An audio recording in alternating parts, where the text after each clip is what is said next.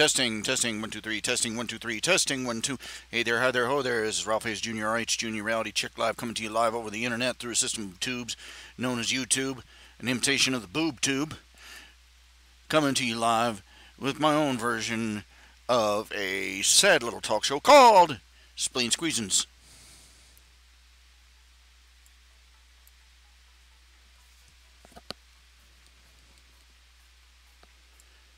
This really isn't as peppy as this song I used to use for my opening. But they deleted my audio library sound library, and it's really so depressing because it was just perfect, and I was at least used to it. So here I am. Hi there. How the heck are you? Yeah. All right. I don't know if this thing is really working right. I really don't. Just today.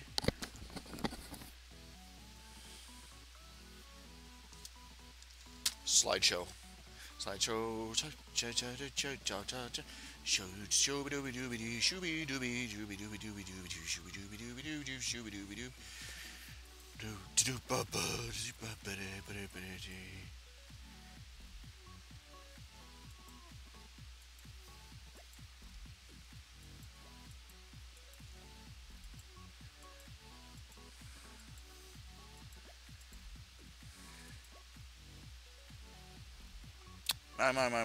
My. Okay, let's see.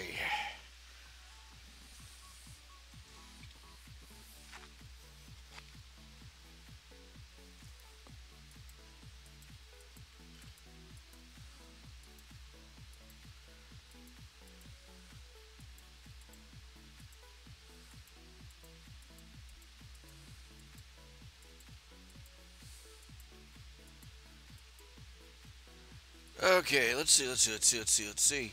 Hey, guess what? It's 8 o'clock. Well, it's 5 minutes after 8. I've gotten my start. Tell me, as always, tell me if the music's too loud. Tell me if it's too soft. Tell me if it drowns out what I'm saying.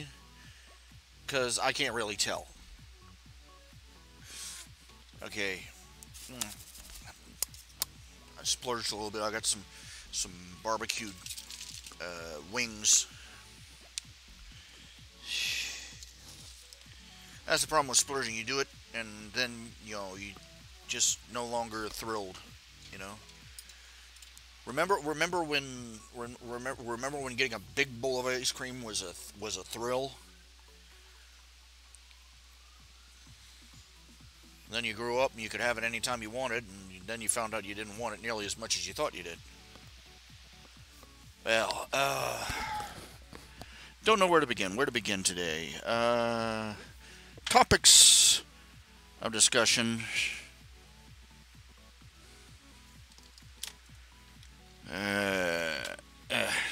Bugs. Let's see. What does it tell you that all the headlines I get are from Facebook? That's just sad. Of course, it'd be even sadder trying to get them from CNN. There you go.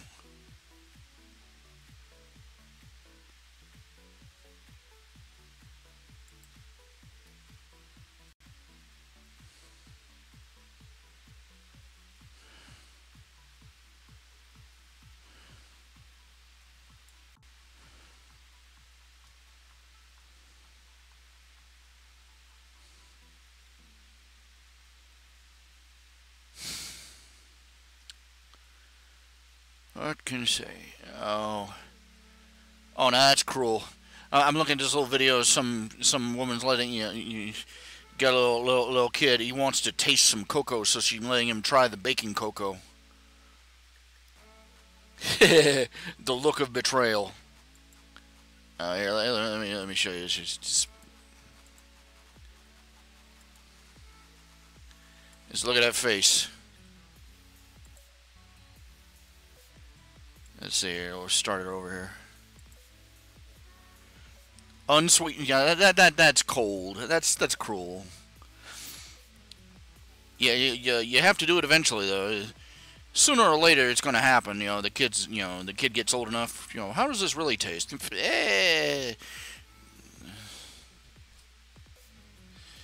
I remember being a kid, riding in the grocery cart, looking over, going down the bacon aisle, seeing those bars of baking cocoa that was bigger than my head. I'm like, we have found Shangri-La. uh, oh, that poor kid. Oh, that's, what can you do? Oh my.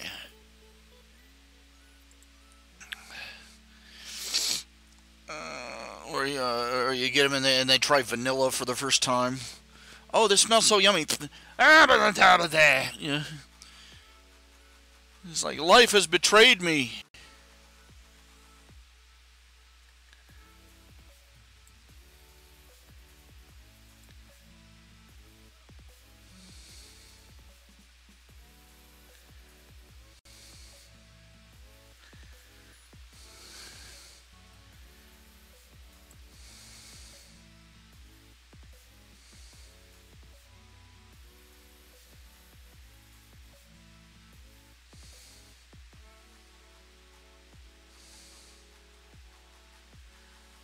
Oh my. I thought I had canceled my Netflix account. Turns out I haven't. You know, they hit me for $8, so I went and looked it over, and I'm like, it didn't take them long. It didn't take Netflix long to become disappointing as regular TV used to be. You know that?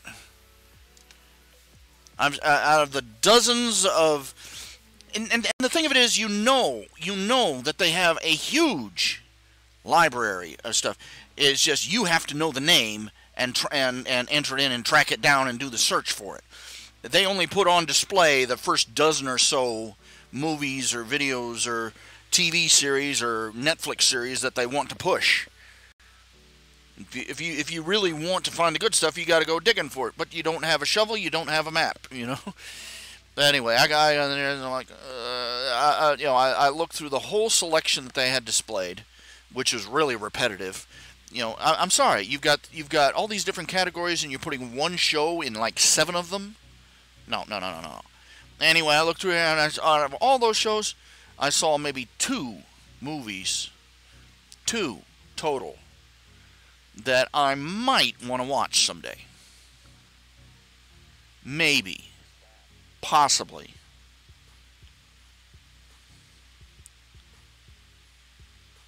The rest of them were like, not a chance.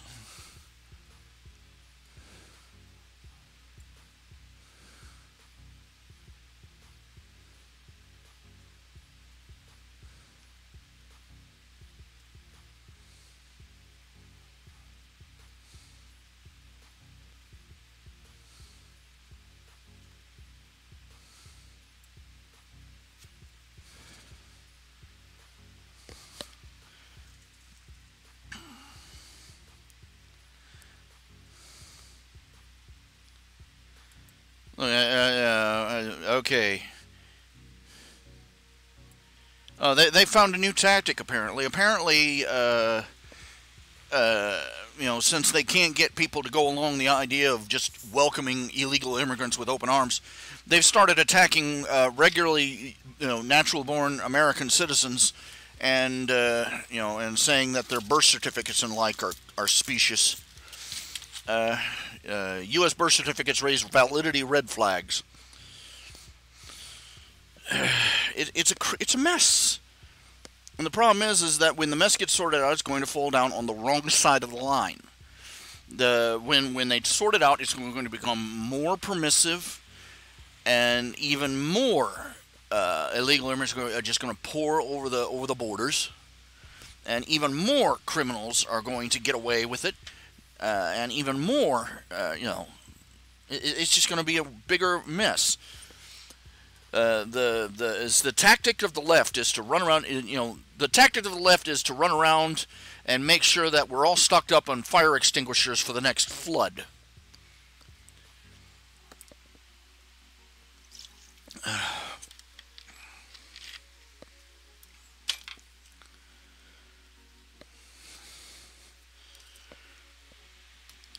you got people here, I'm reading these quotes from people who are, I have a problem with all these citizen questions. Well, if you hadn't turned if your party hadn't turned the southern border into Swiss cheese, people wouldn't be asking these questions so much now, would they?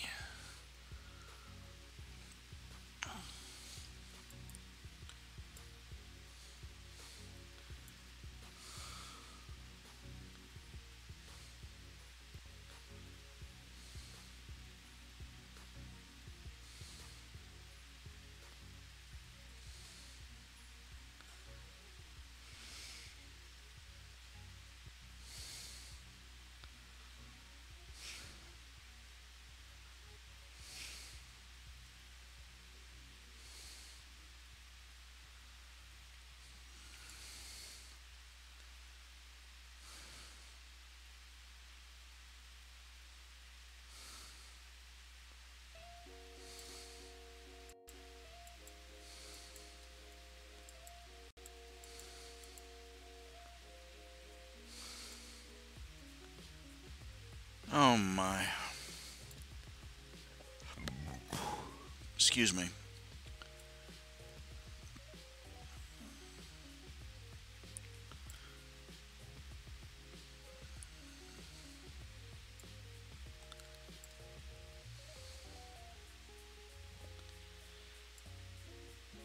Excuse me a minute. I got bugs floating around my head and it's driving me nuts. I get a can of. I hate environmentalists. I swear, I hate them. Look, umpty years ago, they came out with a substance called DDT. It is literally one of the safest insecticides ever invented. We used to use DDT for delousing our soldiers. When they'd come back in out of the field.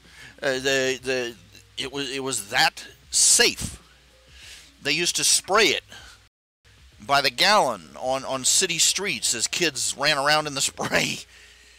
The guy one of the chemists that worked on the stuff that invented the stuff came out and ate the stuff to show how safe it was. In fact, the proof, they investigated the stuff. All the environmental hysteria that they brought up about DDT was proven to be a lie. No, DDT does not, it does not cause cancer. No, DDT does not cause thin shells in bird eggs. No, and they banned it anyway. Because a bunch of special snowflakes were upset by the stuff. And so now, instead of using DDT, we've got people out there using stuff on their farms and on their crops. You see them out there, they're in moon suits. Because the stuff they're using now is thousands of times more dangerous to human beings, carcinogenic, toxic, and worse. Sweet, merciful crap,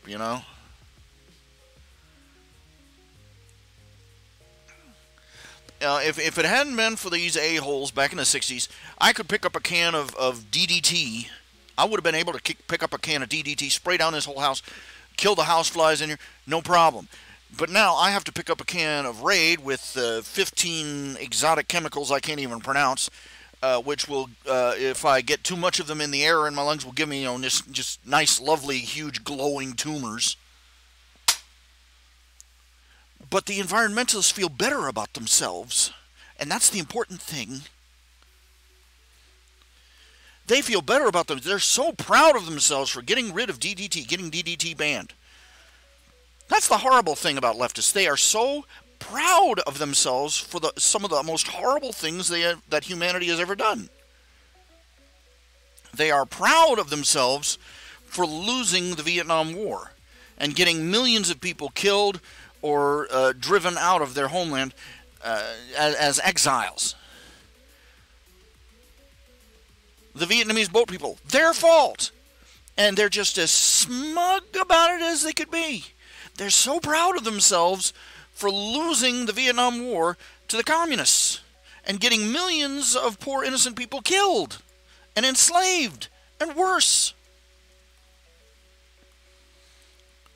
They are so proud of themselves for getting DDT banned and unleashing malaria across the third world and getting millions killed. But they saved the environment. They saved the Tweety birds. They think they didn't do a damn thing for the environment. They didn't do a darn thing. They banned all these chemicals. You remember when they were talking about how refrigerator coolants were supposed to be causing the hole in the ozone layer? Just a complete ass pull. That it was like they were playing mix and match. They took random words out of a bowl. They pass the bowl full of newspaper clippings, words clipped out of a newspaper around, take a hit off the bongs, gather, ozone layer, hole, refrigerator coolant. We have an issue. That was what they call science.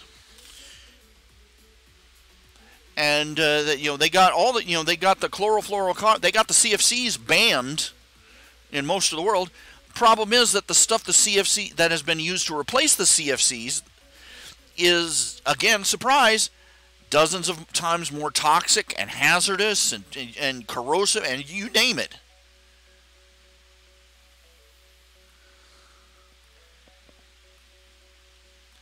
But they're so proud of themselves for that because they saved the ozone layer. No, they didn't. They didn't change a dang thing. The ozone layer is still thin over the poles. What a surprise! Because ozone is created. Most people don't remember their own chemistry classes, their own science classes from when they were kids. Ozone is created when the ultraviolet the radiation from space strikes oxygen, ionizes it, and turns it, and causes the O2 to reassemble itself into O3. That's literally how it works. You got a molecule of oxygen, which is 2 oxygen atoms. It gets hit by incoming stellar radiation, usually ultraviolet radiation. It breaks apart. They break apart, and then all these little loose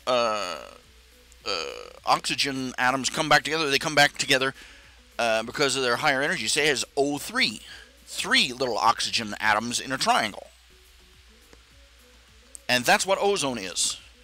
If the ozone layer is thinner, it's because there's less stellar radiation coming in. And what a surprise. The North and South Poles have less stellar radiation striking them than the rest of the planet does. That's how it works. On a globe. Even, I was a high school kid when these people started coming out with this crap, and even I could see it was garbage just from what I knew from my high school textbooks. It was flibberty gibbet. If we had reached a point where there was no ozone layer, if we had actually lost the ozone layer, that meant we had no oxygen in the atmosphere. In which case, we had bigger problems.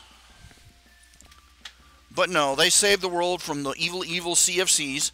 And so now we have third world, little brown-skinned third world children pumping, hideous toxic chemicals into refrigerator coolant systems instead. That's much better. Thank you. It's such an improvement.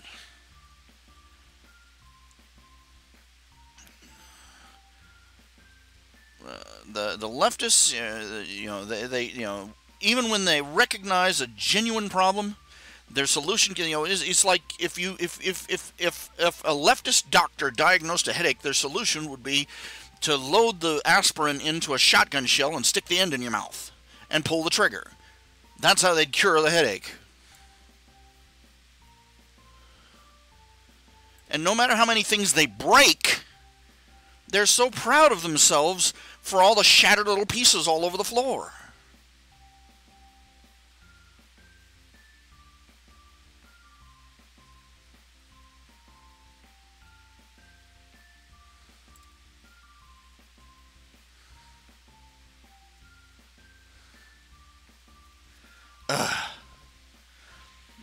bugs everywhere, and I don't dare use the. I've got this indoor bug spray, and I don't dare use because it'll turn. If I use too much of it, I'll turn the indoors into a toxic pit, and I'll be sitting here, as it slowly kills my brain cells. I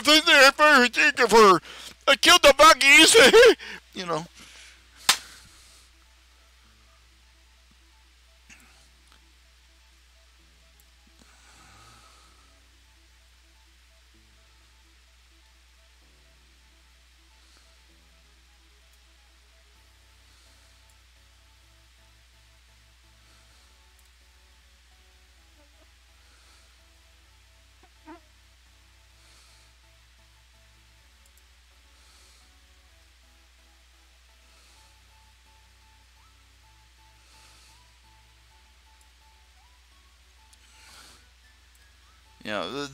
the solutions to most of the problems in society are self-evident, and with logic, reasoning, and objective application, we could solve them so simply. But we have too many people who are these precious snowflakes who don't like the answers because the answers aren't packed full of pixie dust and unicorn farts.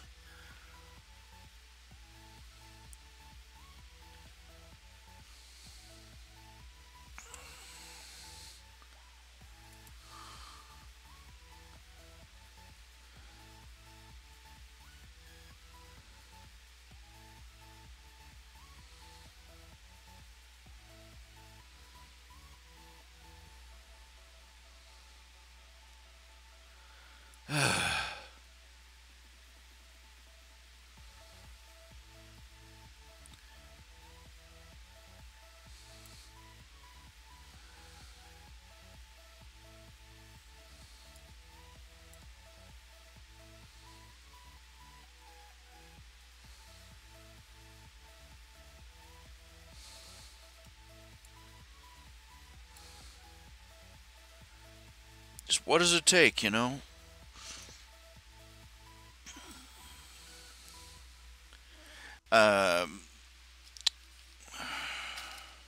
Winston Churchill used to say of America, Americans can be counted on that they will do the right thing after they've exercised all other possible options.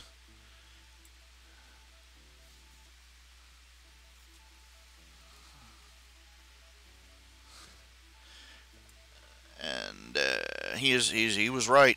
Of course, that's true about every Western civilization in existence today.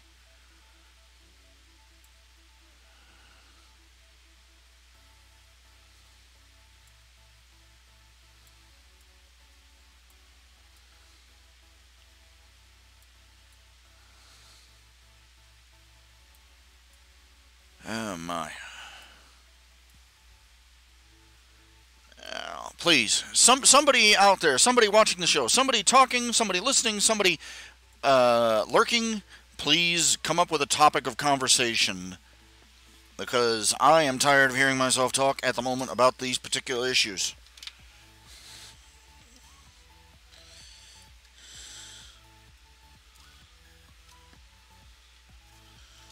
Trying to get these cords untangled. There we go. Put this up here. I got cables all over the place. Everybody talks about why don't you get wireless mouse? Why don't you get a wireless mouse and a wireless this and a wireless that? Yeah, great. And then I spend half the day listening to battery is low. Battery and mouse is low. Battery and keyboard is low. Battery and Wacom pad is low. Cats. I'm for them. Okay, topic. Cats. I'm all for them. They're small, they're furry, they're quadruped.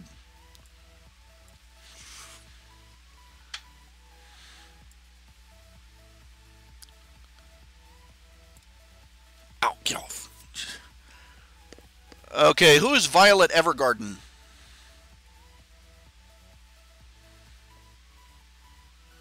I didn't hit a button, did I? Did I turn off my... No, my microphone's working.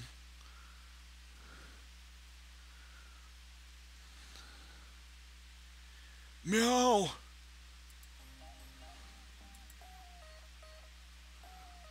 I don't know. Let's get this manga studio open. Try and get at least a comic strip done. I'm up to my I'm up to my walls and commissions. I ought to get a couple of commissions done. Let's pull up a commission. I know I've got a commission for Daniel Meyer. Gotta go to the gotta go. Let's see. Pull this up. I gotta change this and change this and push this button and change that button and I don't know why they added stupid little graphics at the beginning of Gmail now.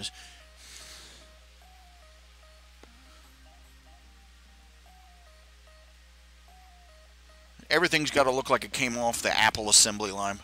I can almost feel my man bun sprouting spontaneously on the top of my bald head. Oh, she turned 17? Oh, little kitty cat turned 17. My goodness.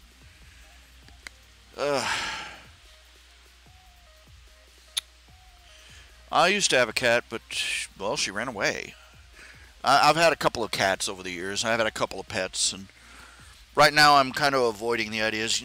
My house is not fit for a pet to live in. My house is barely fit for me to live in. But, no.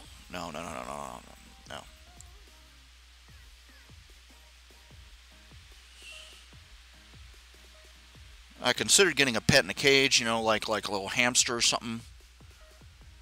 No. I have trouble keeping this place sufficiently warm or cool for myself. I can't imagine what it'd be like for a little ball of fur in a cage. No, I'm not going to do that.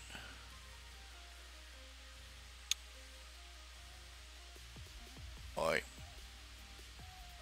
Anyway.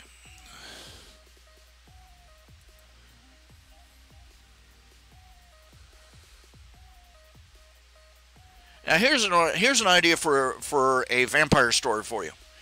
What if vampires? Here's a supposition. What if not all vampires are repelled by religious symbols? What if, in fact, well, you can say, here's a supposition that vampires aren't necessarily repelled by religious symbols. So what if the vampire community decided to hide out by becoming clergymen?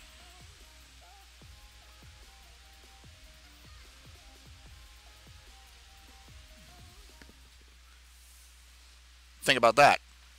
There's an idea for you. Story idea for you.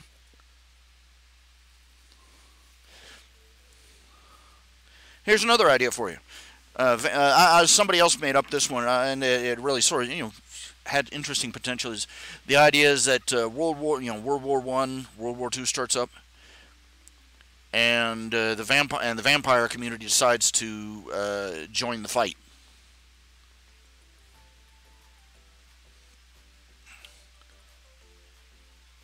Young young-looking vampires been out there, been living in France or England for 300-400 years. He goes, what the heck? This is my home. I might as well fight too. Vampires faking their medical reports for one another to get in. Vampire nurses who can tell different blood types apart from each other by taste. Vampires, the entire platoon gets wiped out, and the only survivor is this one fresh-faced kid who can't explain how the entire German division that fell on him is now splattered all over the scenery. Vampire holding his dying friend in his arms, begging him, please let me do this, and his friend refuses to let him turn him because he's afraid of watching the world pass him by as an immortal. Vampire sitting, fresh-faced looking kid sits down next to the old grizzled veterans. And nobody can understand why, but they've both seen the elephant before, and they're looking at all these young bucks, ready to race off to the war to be heroes, with the same tired eyes. And I'm like, and Guy wrote at the comment, I would watch the absolute bleep out of a TV series like this. And I'm like, I would read the crap out of this. You know? I'm like, yeah, yeah.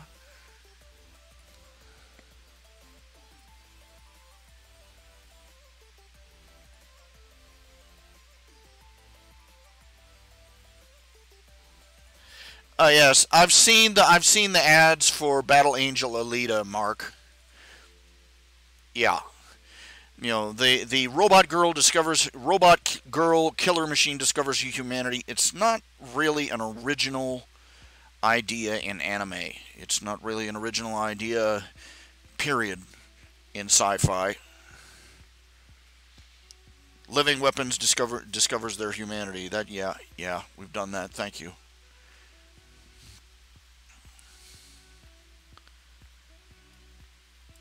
I won't deny that many of those stories have been told with great skill and drawn with great artistic talent, but uh,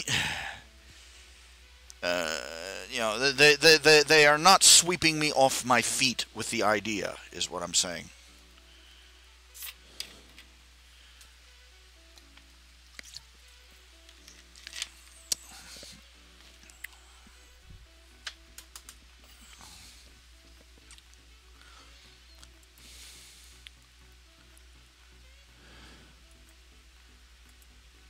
I really, ooh, my tummy ache.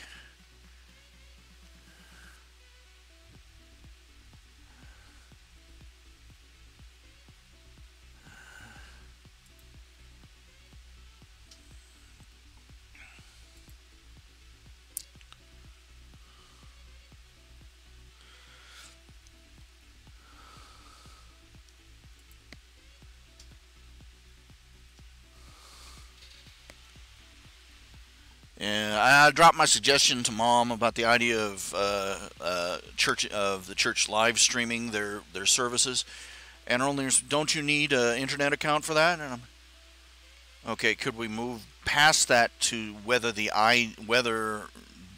Dad would like the idea? Yeah, it would cost money. You need it'd be once you when you need a basic internet account at least, and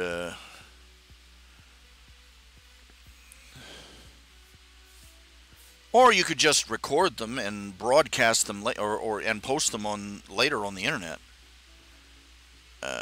When you get home after services, pop them in, download them to YouTube,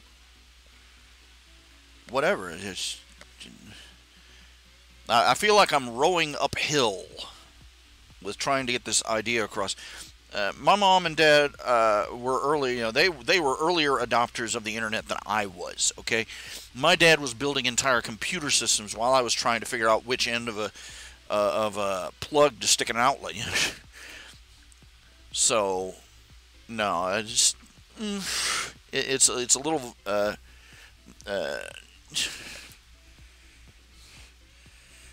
feeling like I'm suddenly gone from a what should be a simple conversation into a boardroom discussion with people who have never been within arm's reach of anything more complex than a keyboard. I'm like, wait. I'm like, what happened here? You know,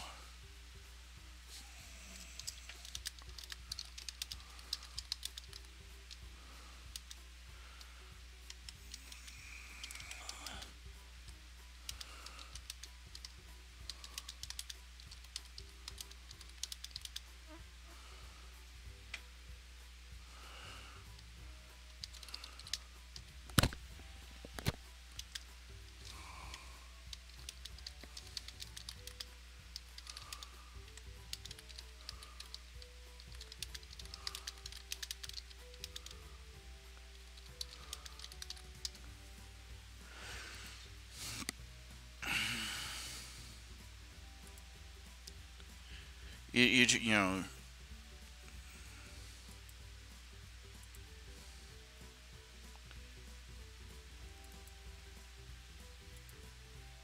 don't know. I mean, you'd think that churches would have jumped all over this idea like white on rice. I mean, look, radio, television, the churches, they wanted to get churches are evangelical. They want to get their message out. They want to reach people. And the next thing you know, you got radio church program out there. My mom listens to a Christian radio program that is older than I am. And for all the horrible televangelists out there, there are people that that are devout Christians, biblically devoted churches that put their message out on the airwaves. And you'd think with the advent of the internet, with the idea of YouTube making it that much simpler to reach millions more people, this would be an instant concept. Oh, yeah, perfect idea. But and I've expressed this idea and I'm getting back this blank look vibe in the zero enthusiasm for the concept. I'm not asking him to put on I'm not suggesting putting on a televangelist YouTube TV show. I'm talking about just recording, just setting up a camera. They were already doing that. This was, we had, in my father's old church, we recorded the Sunday morning services on videotape for the shut-ins, and now we've got a system we could, just live stream it directly to them. And they're sitting there, and I'm getting back this just stunning round of indifference.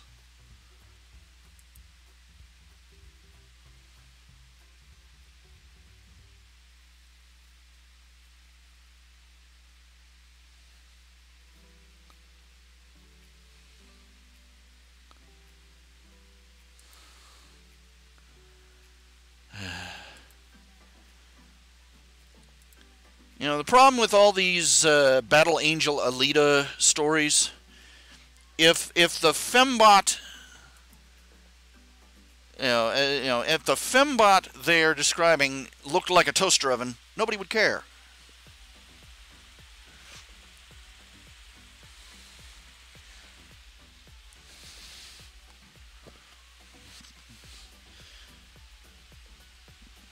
But the average fan, you can't get their eyes to rise above her cleavage.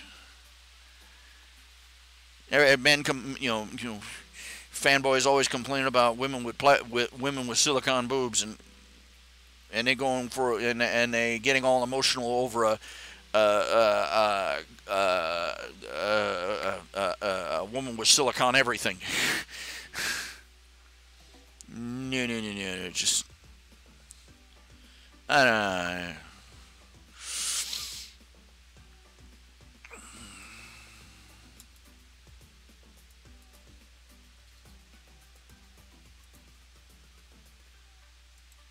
It's a lack of objective observation.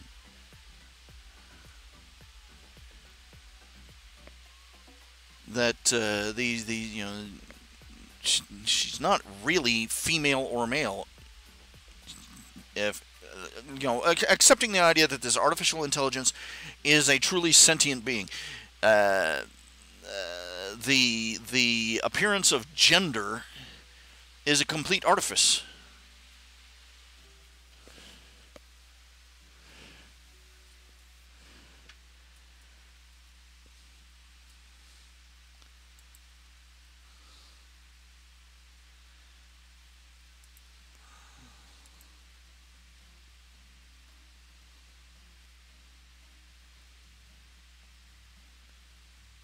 Yeah. Well, I'm sort of drifting off your original topic. I'm talking about these. We built a robot. It looks like a woman. Now it is a real woman, because the magical power of boobs. This genderless entity made of silicon and glass and metal and plastic. But because we gave it two bobbly lumps of silicone on the front of its chest, magically becomes female with the female emotions and female feelings, and maternal instincts and everything else. Is hello, no, it's just, oi.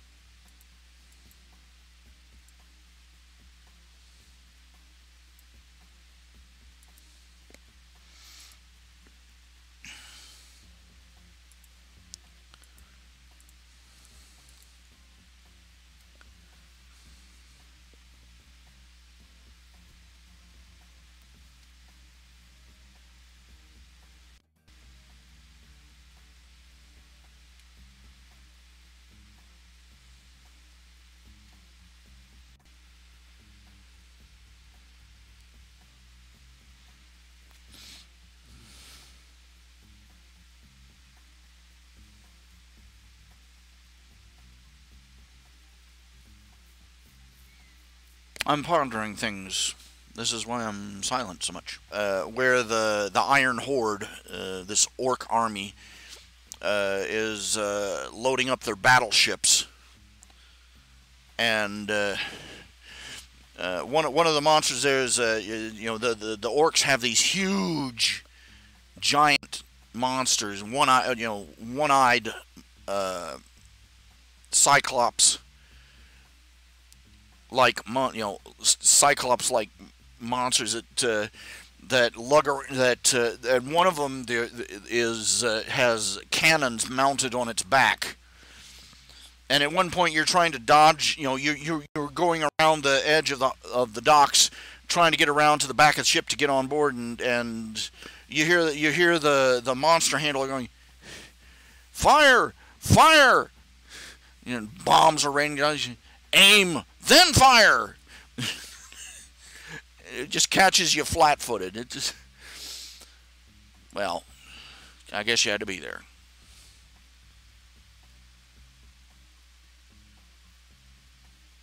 Just weird, funky bits of humor. There's an entire mission chain in one of the desert countries that is a parody of Indiana Jones. It gets weirder the further you go on, and it's just you got to figure these guys have been working on this game for like 20 years now. They're getting a little weird.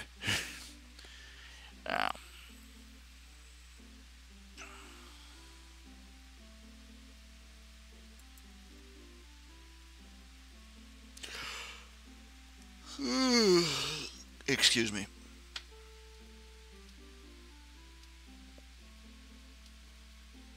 I gotta pull myself together. Ouch. Ouch, ouch, ouch. Alright, let's see. Commissions. Alright. Alright.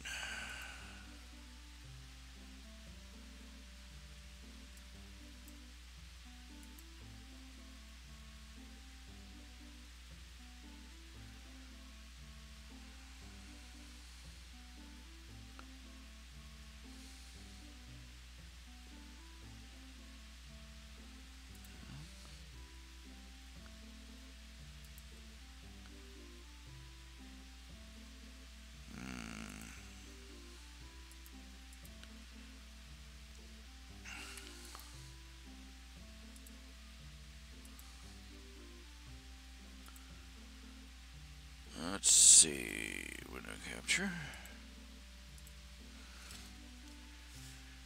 Got one commission. Might as well get this Bible-carrying Wolverine out of the way, or at least get him started. Come on.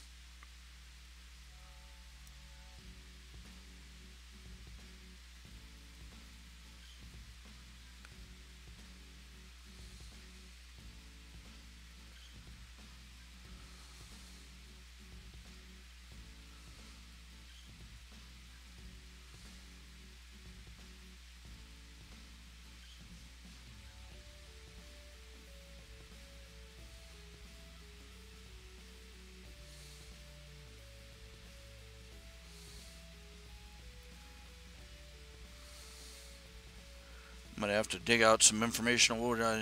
Very simple request, but a very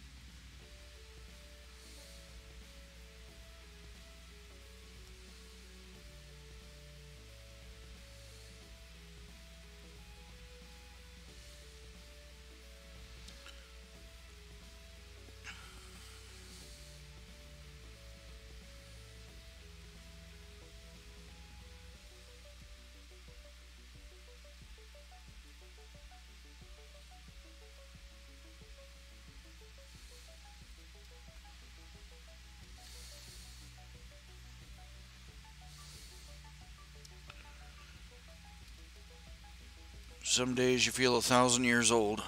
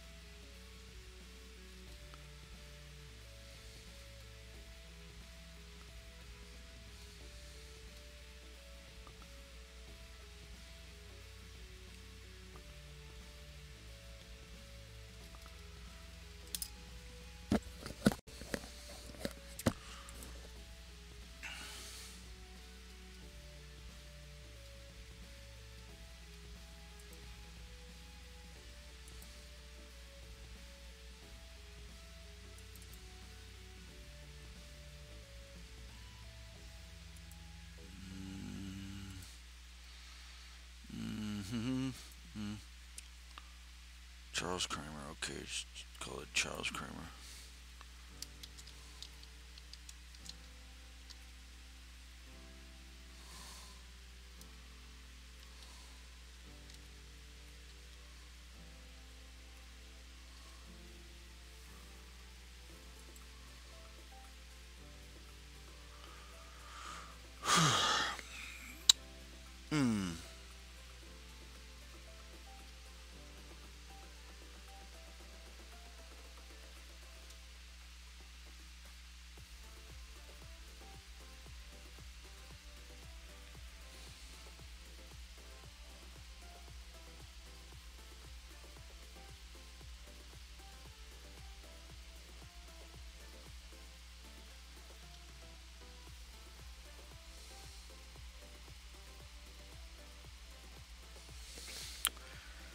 Let me see.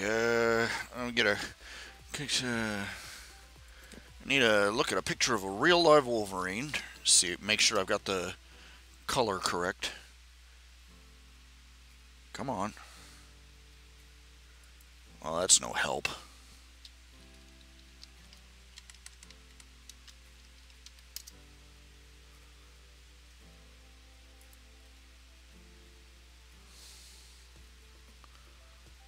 Yeah, black and brown, pretty much.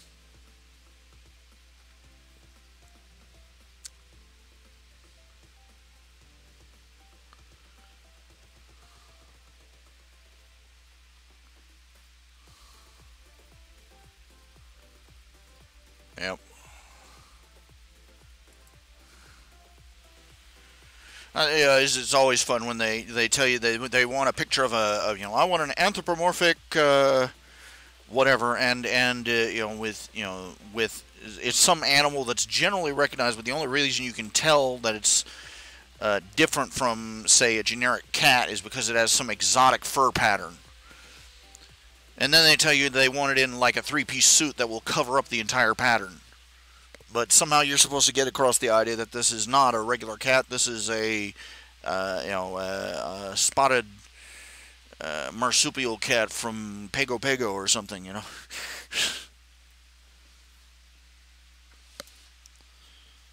It can get a little interesting trying to get the coloration and, just trying to get that idea across.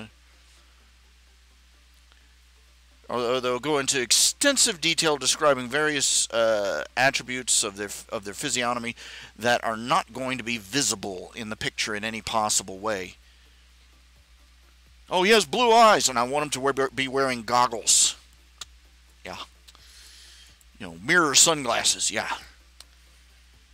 Where are his blue eyes?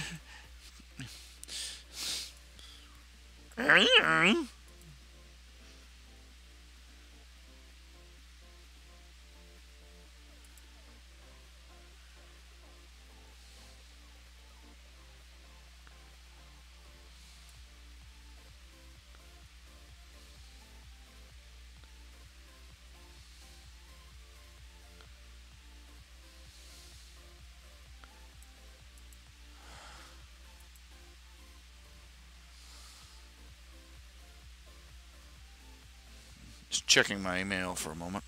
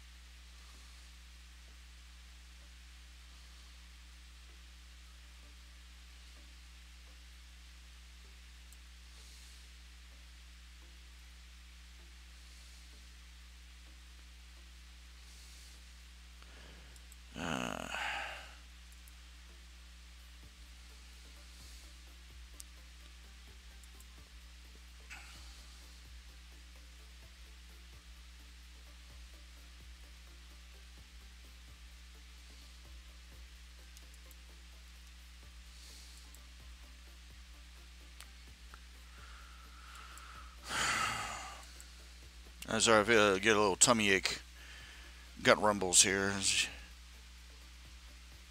I remember when eating something that tasted good meant that I would be sitting there content with a full tummy. Now I know of eating something that tastes good and just sitting there with a bloated stomach that's kicking up a fuss.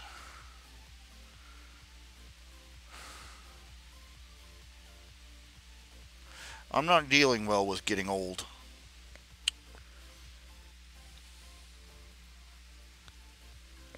I haven't had any of those. Just be glad they aren't describing parts of the anatomy you don't want to be described.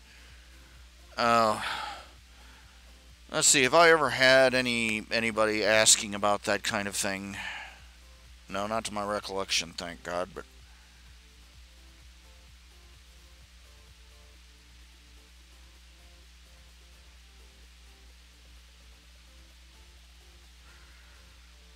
also, I remember one picture I do ages ago. Oh, dang! I forgot to put those discs in the mail again.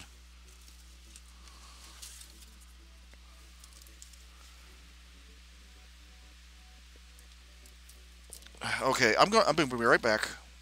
I'm gonna put these in the mailbox, so don't forget them again. They can sit there safely in the. Okay, I hate doing that, but I don't want to do that. I don't want to. Well, fudge.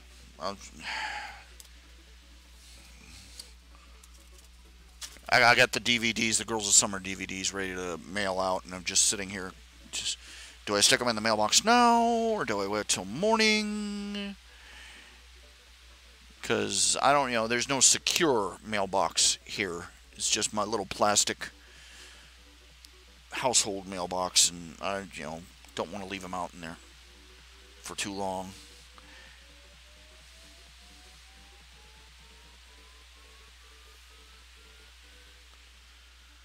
God only knows how they get mail delivered in the city. Can't trust nobody.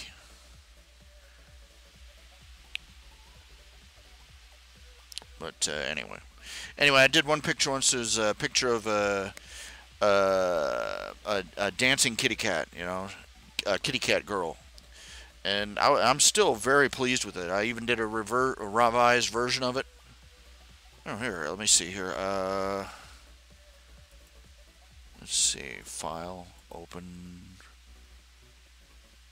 documents,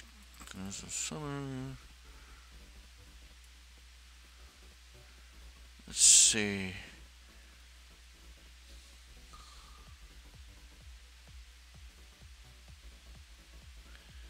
If I'm to be damned, I'll be damned for what I am. Let's see here. Dun dun dun dun dun dun dun dun dun dun dun dun dun dun.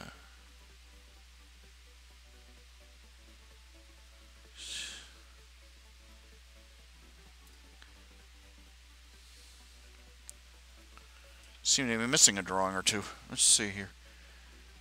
I'm scanning through here. This is the revised version.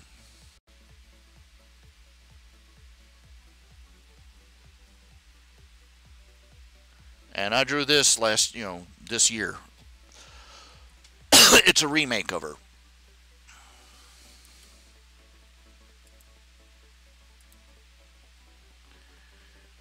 There was another version which seems to be missing from my files. I'm going to hunt around a little bit, see if I can find it. There's an old pen and ink one. Anyway, I drew that. Originally she wasn't wearing a bikini and anything. She was just a anthro kitty cat. In her and I posted that, and I was so proud of it. And one of the first comments I got was, if you drew, I sold the original artwork for something like $50, and somebody posted, if you'd have drawn nipples on there, you would have gotten at least 3 times as much. Yep.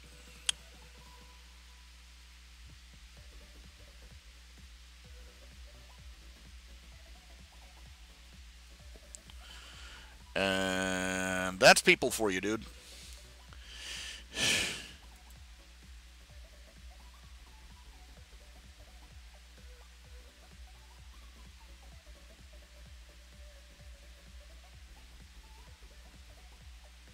No, it's not that my neighborhood has issues with mail theft. No.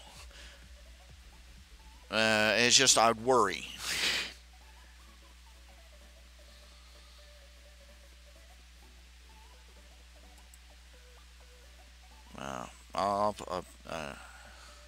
I think I'll just damn it, no, dang it. I'll be right back. Hope these mail okay. I'll put 2 stamps on each. Okay, I'll be right back in a little bit.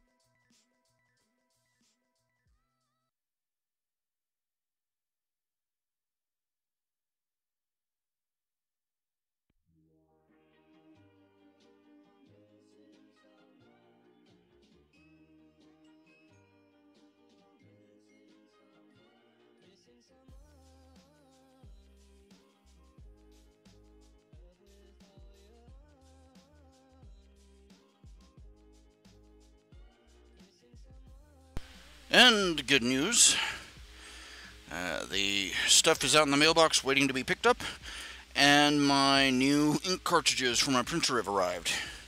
Hooray, hooray, hooray. So there is a technology that sort of died on the vine, you know? Printers. When those things first came out, Dad was like, you could print your own books on these things.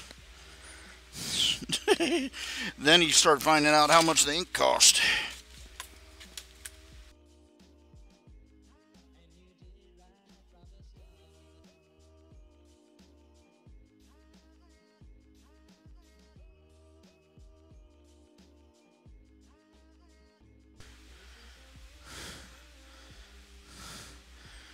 Oh boy.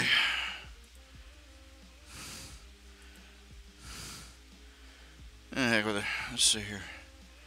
There's here we go.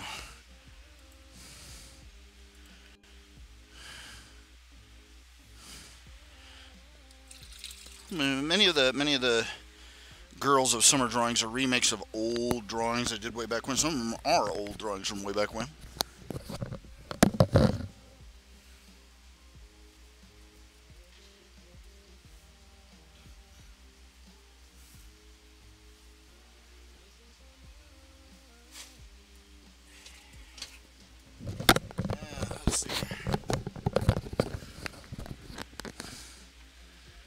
Let's see. One of the real old ones.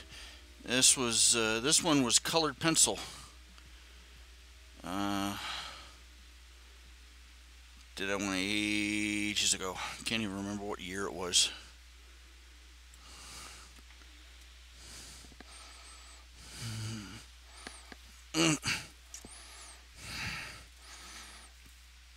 I was still working out the skull structure and everything.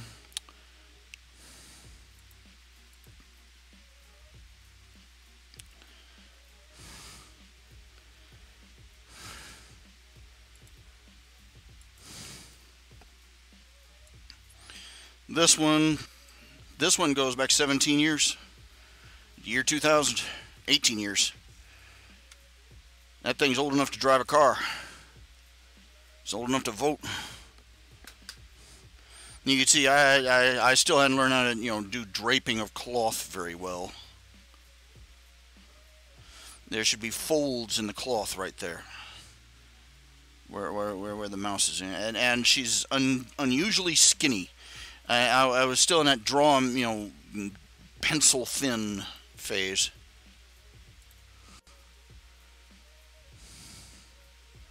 I was just proud of myself for being able to get the curves right,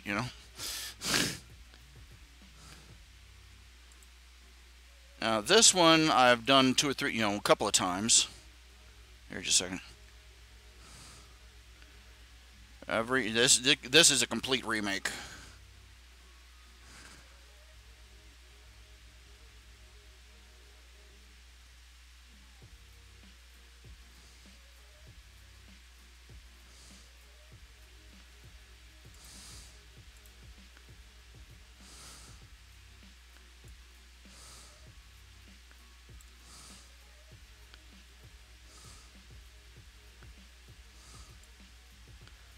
Let's see. Okay, now this is an old one, 2002.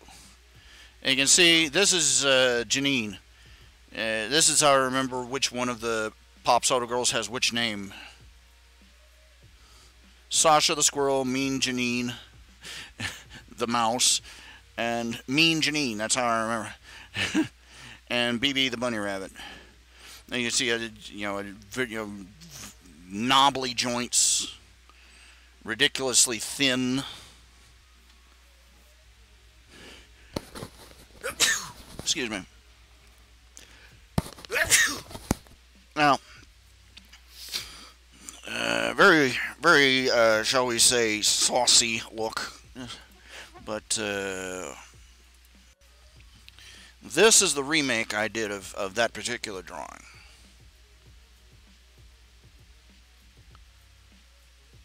One thing, I actually gave her some musculature, put some meat on the bones, so to speak. Excuse me. May have overdid it a bit. A little too much detail, I don't know. A little too pin-uppy, I don't know. But there you go. You go from that to that. The differences are really subtle, but they're there.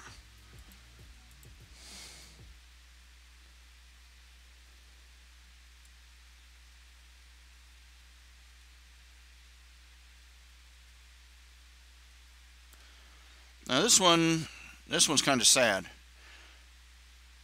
Okay, there's just something. The arms are all wrong, and I can't figure out how to get them right. This was 2002 again. This was back when I was still doing the shutter eye thing, you know, where the eyes were basically shaped like a round top door. I changed that up over the years. Now we look at this one.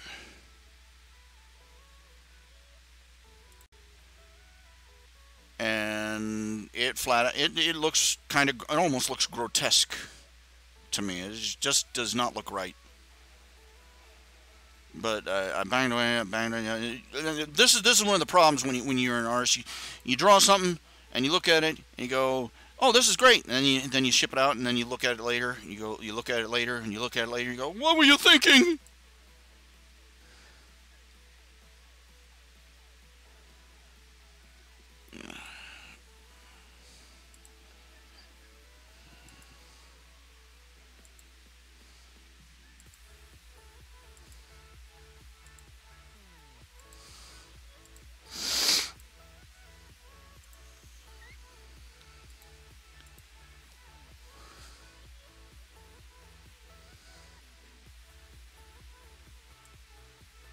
Does seem to be missing a couple of some of the more famous pictures. This one,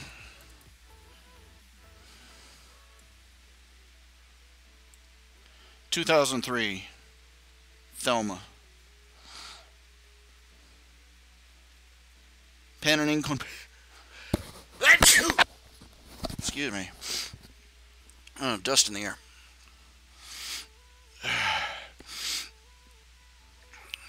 I'm still kicking myself over the teeth. The teeth. Opossums do not have front incisors like a mouse or a beaver.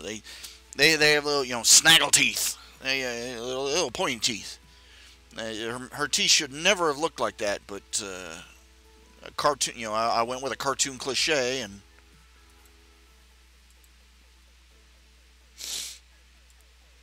Now you see here. This one's more recent. It's a remake of an old one too, but I've been trying to sort of slowly evolve that tooth into a cute little fang.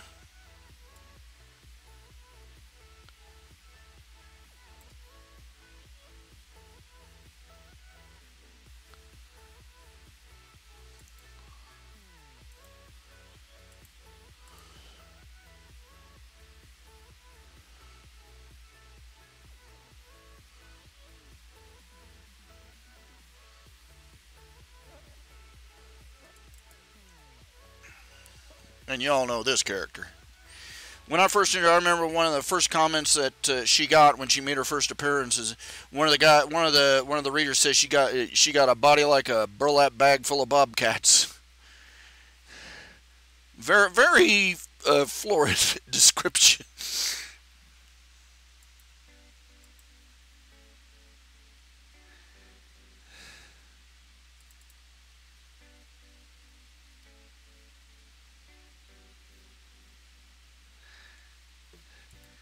So the sort of description you remember for a while.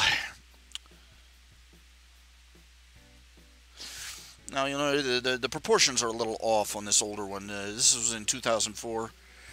The arms and the upper body, they're a little longer. The legs are a little shorter than they should be. You know, the upper arm, the arms should be shorter. Just a little bit. The proportions are a little better here, but actually they're a little long all around.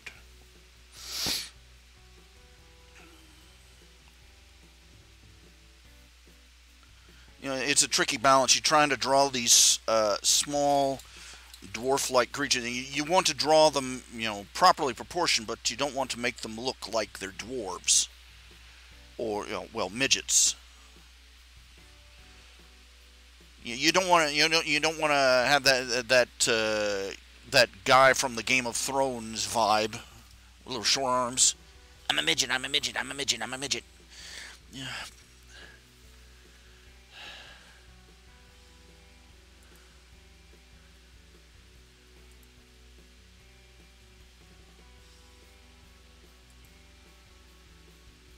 Tricky.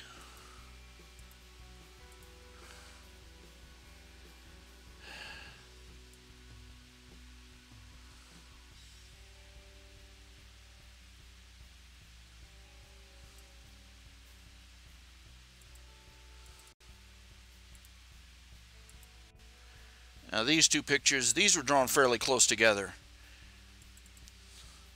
This one,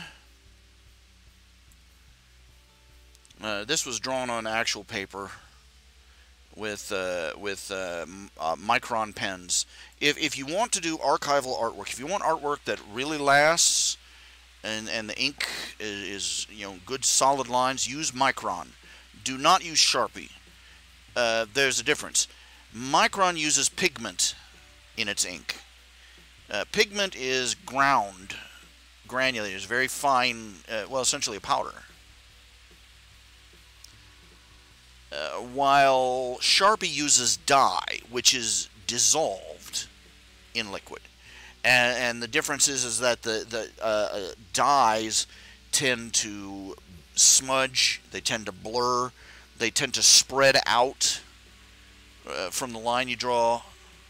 They tend to soak into things, and they also tend to fade over time. Micron pigment ink is, you know, the pens are very expensive. Well, for a pen, you know, they're like last time I looked, they were like a couple of dollars each, and that was years ago before I went on to the Wacom tablet. But the line work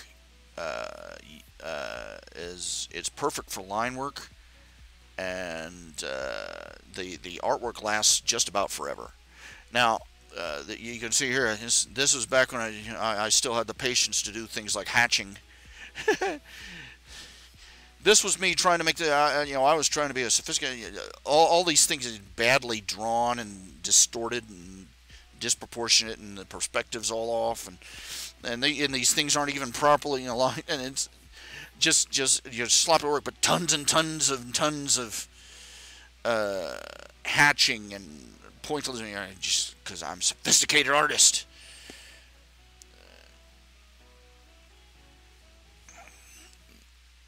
And again, I still hadn't quite grasped a lot. I was still learning about how cloth draped and folded and flowed. So now this was the first try I did. Now this is the second one. It was within a few months, I think. You can see it's a lot less detailed. It's not, you know, I obviously went with a stylized background, and I had more of a grasp on how cloth wrapped and folded, but it sort of loses the artwork sort of lost a little bit of warmth.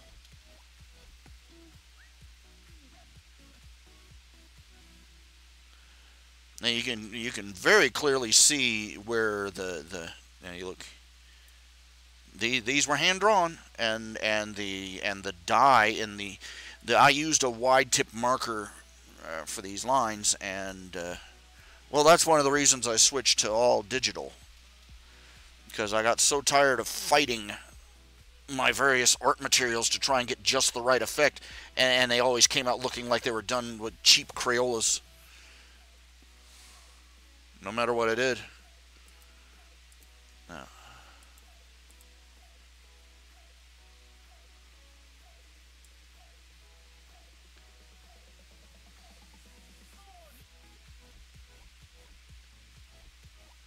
Now, a good art program can imitate just about any material. For instance, if you looked at this, you'd think it was done with a pen and ink brush. It's not. It was done entirely on my art program here, Manga Studio 5. In my case, it's a very simple drawing, kind of crude, but I was experimenting, just seeing what I could come up with very loose freehand style.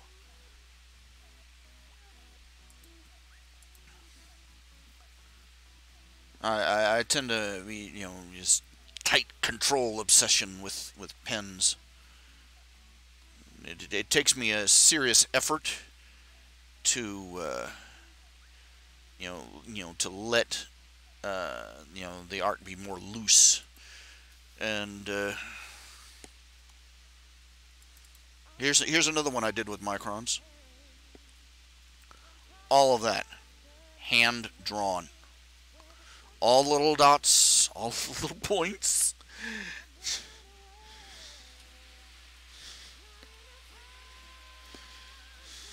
By the time I finished, I was like the guy from The Shining. I'll work in no play makes Ralphie a dull boy. Pointy, pointy, pointy, pointy. But I was very pleased with how it came out. The mood, I really liked it. Yeah, this is one of the better methods. One of the easier methods to make a character, a cartoon, especially a cartoon style character, pop. You do the outline, the major outline of the frame in thick, heavy lines, and then you come in and do the internal details with fine point. You can see it just makes her, it makes her just pop out from the surroundings. It also helps your eye divide the shapes on the page up a little better.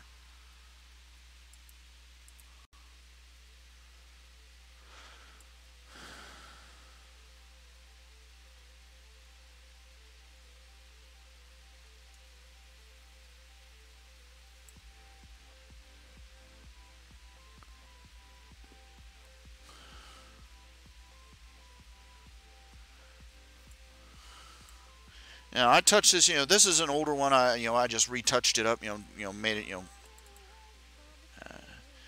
But yeah, it looked like this. Yeah.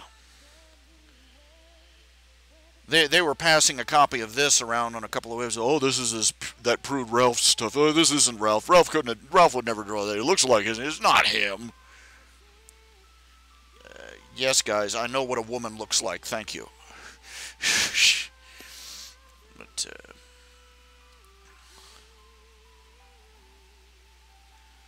I think it's interesting how people are under the impression that Christian people don't actually have sex. They apparently think that we breed in pods or something.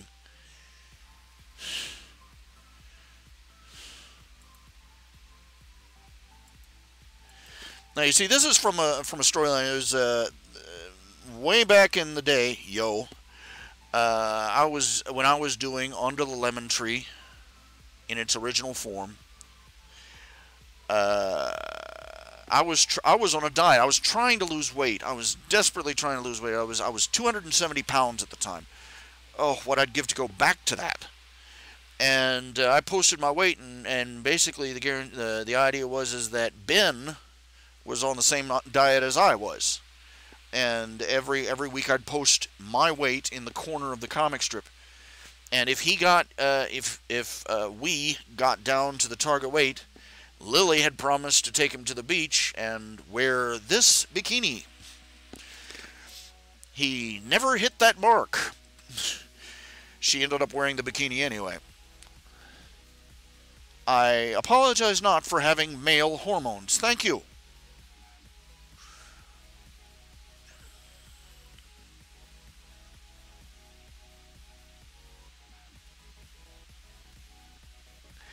Anyway, one of the things one of the things I've learned that I do not apply enough is color theory. Study it now. There are a lot of ways to make a drawing really pop, but one of the easiest ways. Now, let's see here. Okay, looking here at this color wheel. If I can get it up here, and I can't. I have no idea how to get this whole color thing up on the wall, where you can look at it. Okay, now you have your basic colors. You have your primary colors: your red, your green, and your blue. And in between,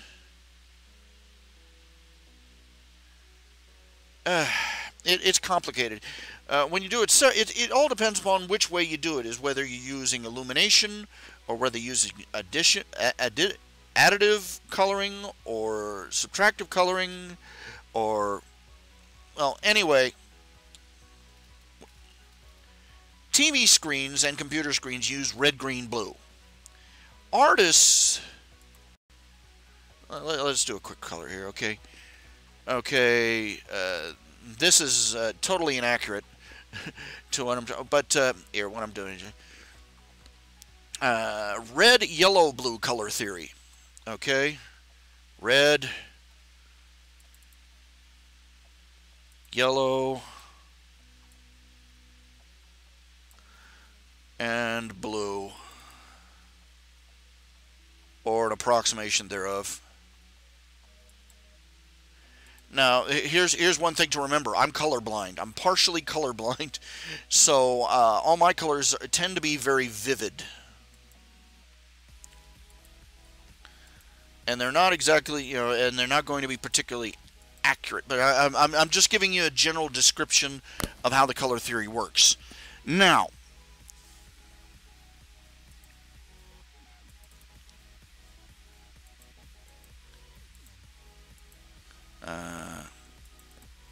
and you know the score. Yellow and blue makes green. Sort of.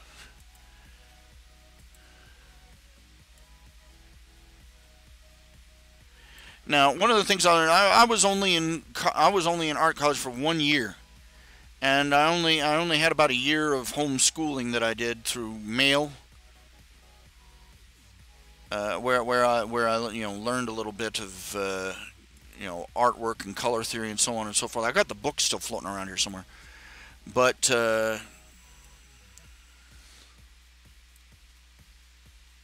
okay.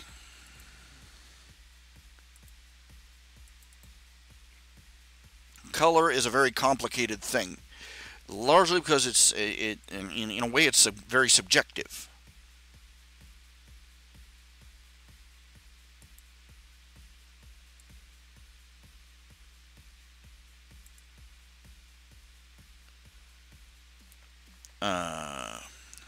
Consider the fact that many of the colors we see are completely invisible to many other animals and species. Now, and there are animals out there that literally see thousands or even millions more colors than we can, simply by virtue of having different rods and cones in their eyes. But this is one of the most simple ways to make a very visually striking and grabs your eyes kind of color combinations. Now you have, okay, this is how the artistic, the color wheel generally works. Okay, you have your primary colors, your red, your yellow, your blue. You have your secondary colors, which are in between, orange between red and yellow, green between blue, and you get the idea, and purple between red and blue. Now, what they call a color study, for instance, a red-green color study, the majority of the picture that you would be working on would be, okay, where is this? What is this? Give me a black here. What is it? It's doing strange things. Okay, the majority of the colors you would use in a red-green color study, most of the picture would be yellow greens, greens, blue greens, but the center of your focus would be the red. It would the central image of the picture, the one that you wanted everybody's eyes to draw to, would be red. Blue-orange is also very common. You've probably seen this in a lot of posters. A lot of blues, purples, violets, blue-greens, but the main center of focus is the orange center of the picture. Let me pull up some examples here. Blue, orange, color scheme, posters. Movie posters.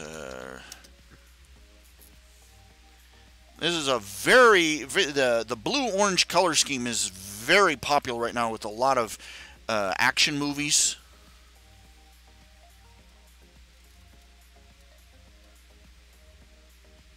Well, for instance, let me switch the camera over here.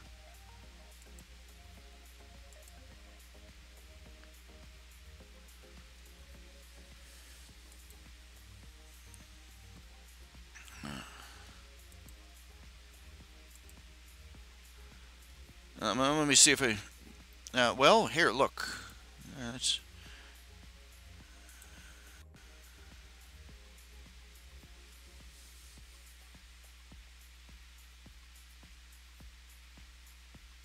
Come on, come on, come on. Well, look. Orange and blue. See?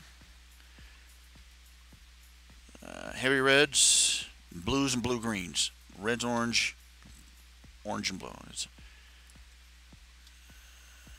And where's the rest? Where's the rest of the pictures I linked to? What is this?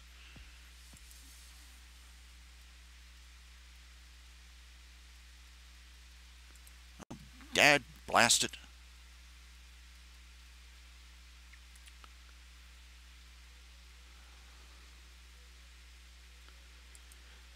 Those a-holes. Now look at all these posters here.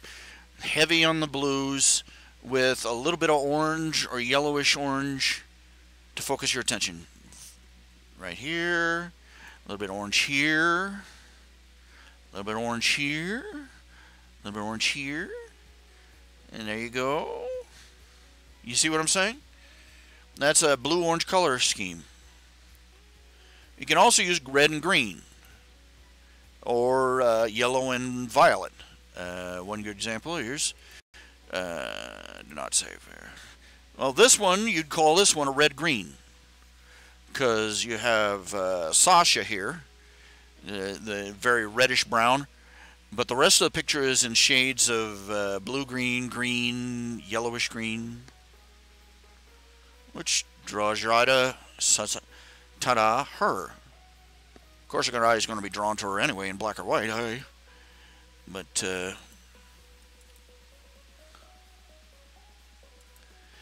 there are more complex color schemes. I never really, I'll be honest, that's about as far as I got in studying various color schematics. But it's very useful to know. As I was pointing out to a few nights back, one of the tricks to make something in the something look more distant, especially if it's a landscape, is to give it a faint hint of blue. Because one of the things most people don't notice, but it's a fact, is that our atmosphere is blue. and it's not our air is not perfectly transparent. You know, at a far enough distance, things start turning blue, which is why we have a blue sky. And this is why mountains look bluish gray in the distance. And you look out over, you know, you're flying over, and you look out over the fields of green grass and corn and all that, and the further away it gets, the paler and more bluish it gets. That's just the atmosphere getting thicker. It's like a smoke haze almost, just much, much thinner and more uniform.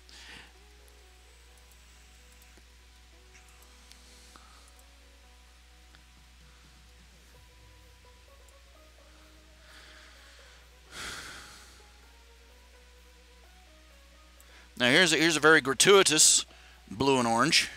Of course, I threw a little green in there and got away with that. But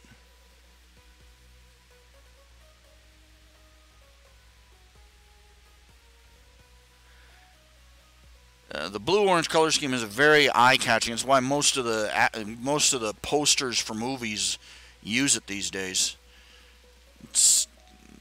People are getting kind of tired of it. In fact.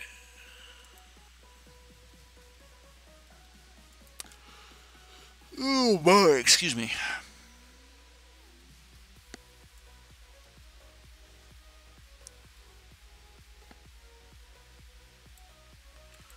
Let's see, what's this? Oh, let me show you this. It's been a while since I've updated it, but this was a bit of fan art done for me by a fan of my fan fiction, The Audience.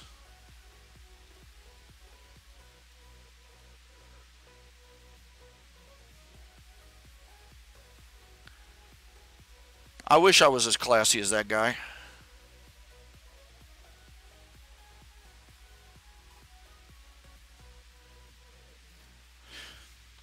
I'm almost through with the next chapter. Actually, I'm just poking away at it, trying to finish it up.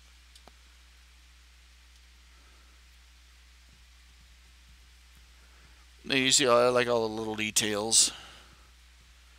I like the chainsaw here.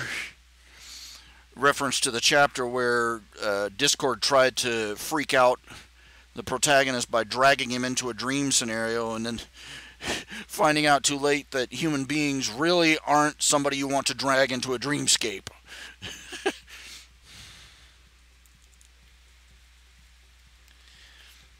As the protagonist put it, as Arthur put it, you know, if you go around pushing people's buttons, remember, some of them go boom.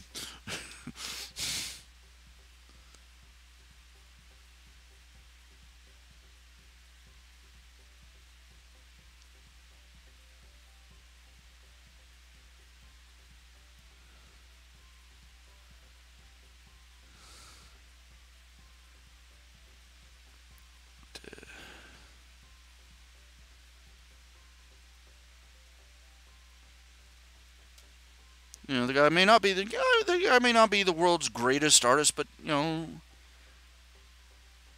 he draws with feeling.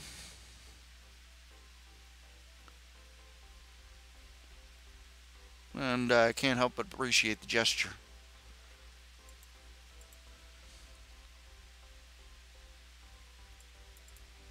I drew this one myself. It's from the Rise of Darth Vulcan, and I understand. I understand why people didn't react sympathetically when Diamond Tiara got kidnapped.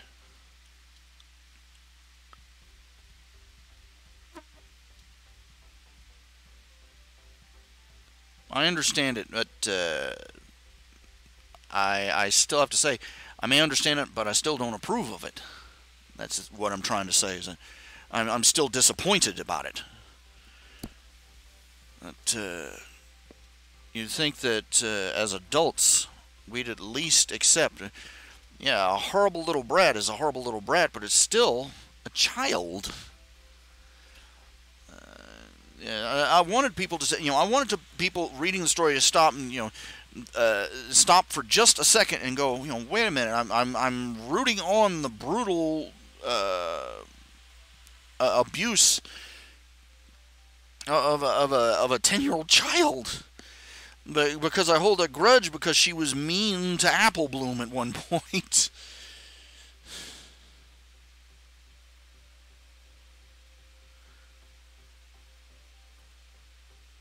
Now, I wanted to give people pause, make them think about that for a minute, but so few people seem to pick up on that.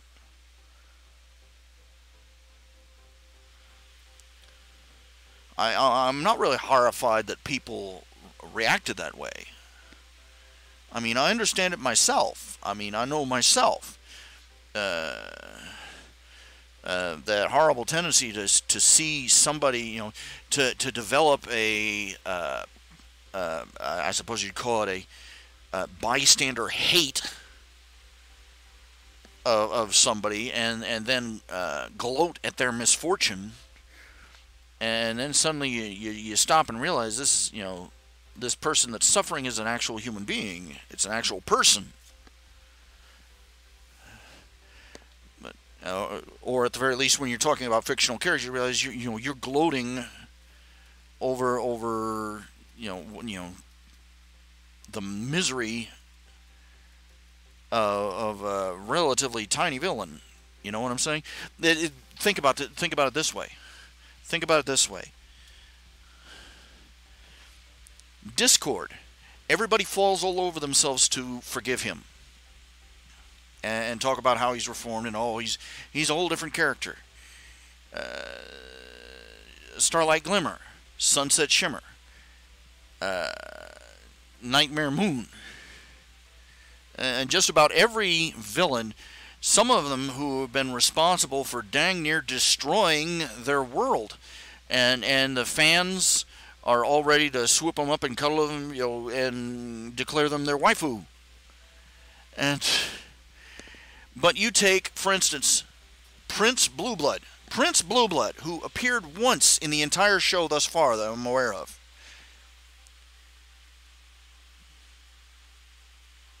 And he is still hated virulently by a huge section of the fandom. Why? Did he destroy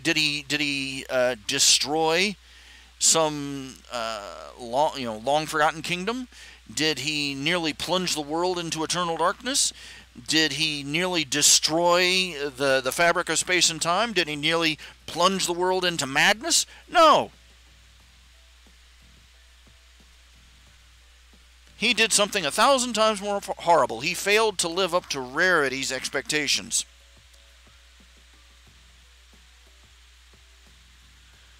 I'm sorry, one of the more popular tropes is that he was actually doing it on purpose because he recognized Rarity for what she was, a gold bricker. I'm sorry, that's what Rarity went there for. She went there with the idea that she was going to, seduce some nobleman, and he was going to sweep her off her hooves and lead her up to live a life of royal wealth and fame and power, and all she saw of Prince Blueblood was his crown. And it would have been more than fitting if it turned out, yeah, I did this on purpose because you're a jerk. But nobody calls Rarity out on that. Or if they do it very rarely. I mean, come on, guys. Incredibly shallow reason to go to a party, you know what I'm saying? Incredibly shallow reason to even get to know somebody.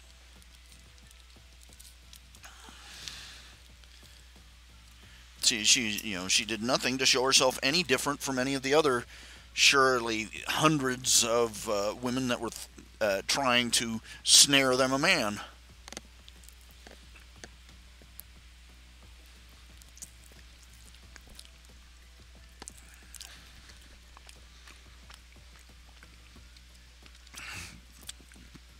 But the portrayals of Prince Blueblood have been absolutely horrible in the fandom, in the fan fiction rights.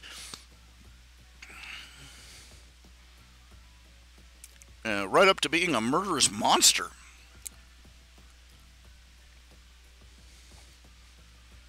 And almost no sympathy for him. We are screwed up. We are screwed up when it comes to our values about who we are willing to extend forgiveness to. And what crimes we're willing to overlook.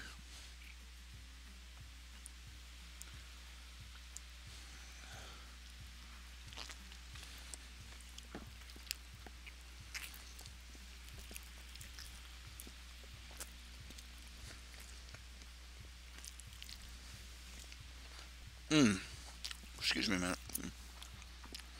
Barbecue sauce.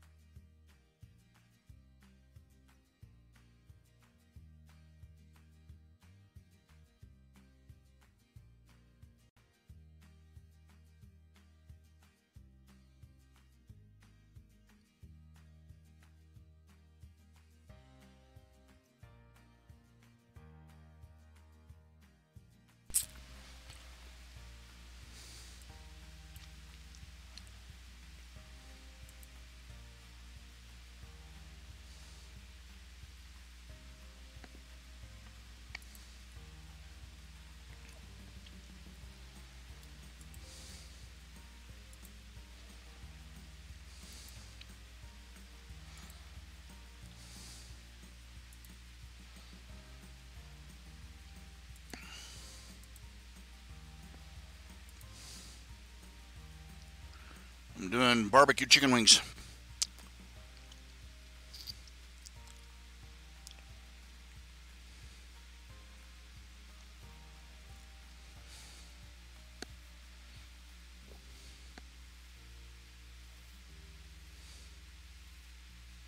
What is mente menteria? I'm afraid I don't know what that is. You say you'd like to go back to my stories, but you're in the middle of mente menteria.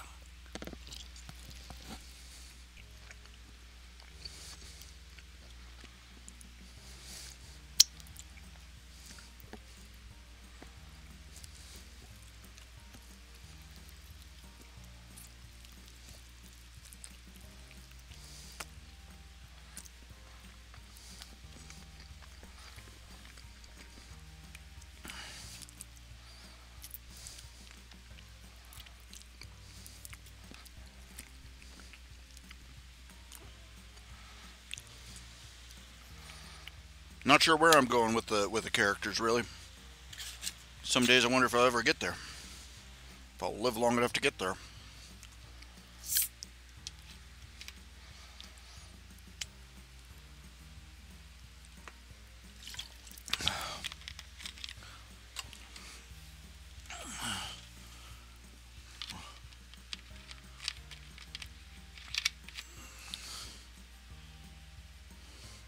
You know, I've read one thing that claims that fizzy sensation when you drink a soda, that isn't the bubbles. They claim it's it claimed that it's actually the fizzy sensation on your tongue, the tingly sensation. That's the acid attacking your tongue. The acidity of it. I don't know about that. People come up with all sorts of weird theories. Well, I'm not telling you. I'm not telling you what the ending's going to be. So there, yeah.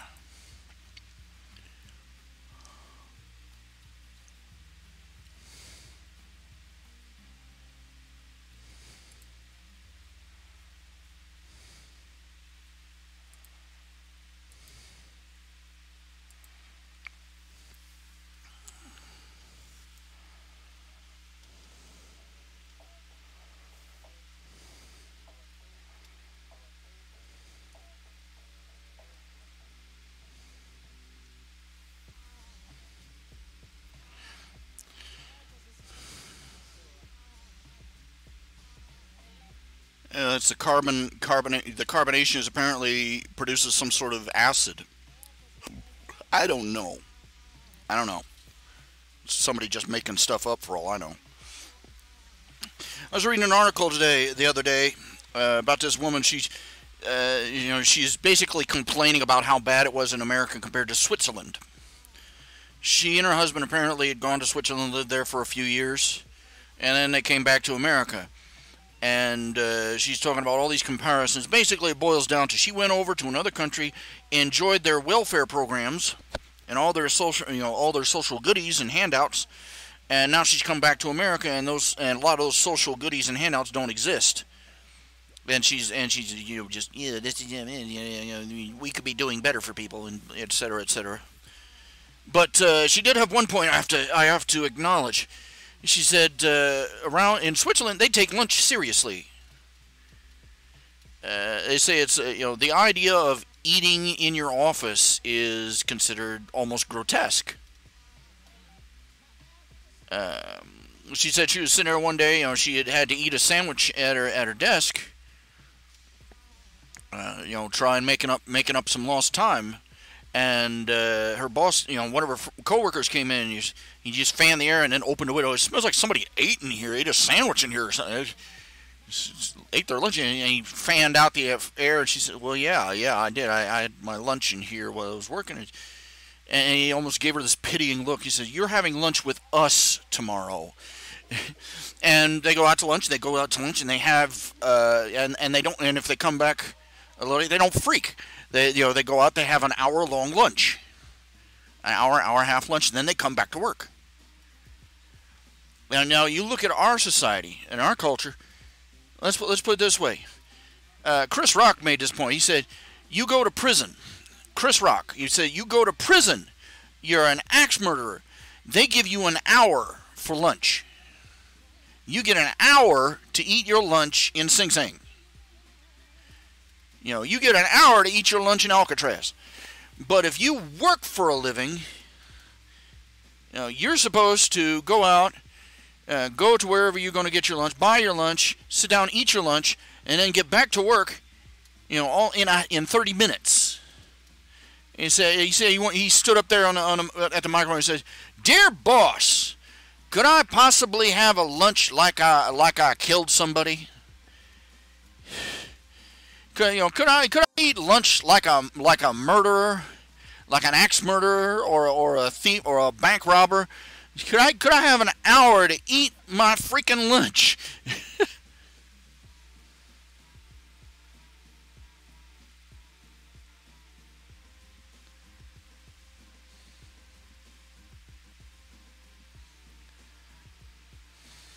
I'm like, right, let's be honest. Of course, a lot of the things that companies and corporations are doing, that are doing wrong by their employees, is because of the pressures being put on them by the government and the IRS.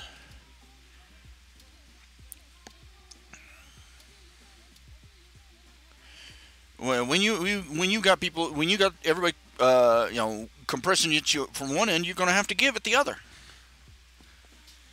And a lot of the problems that they're facing is just the government sticking the screws to them, and the companies doing whatever they can to try and keep above water.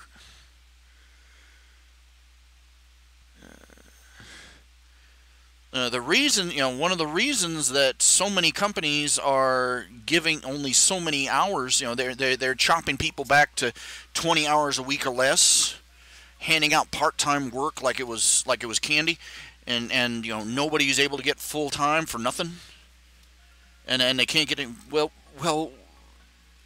the government came out and said, if you have a full-time employee, you got to give them all these extra benefits, which is just another way of saying you've got to raise their salary, by so many, hundreds more dollars an hour, a paycheck, and the companies couldn't afford that. So instead of having full-time workers who know what the hell they're doing and who are happy with their work, and again they got a bunch of they had to resort to filling every slot with part-time workers who don't know their butt from their elbow, and so now nobody's happy.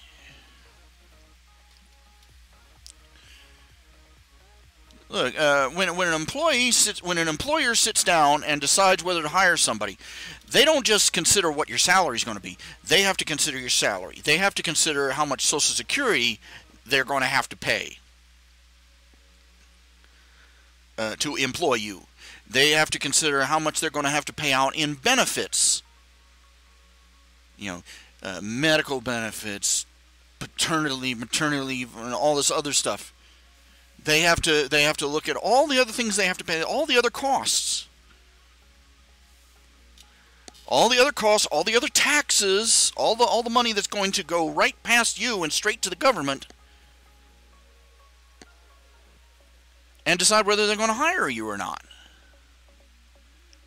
And if it costs too much to employ you, all those fancy benefits aren't going to do you a dang bit of good.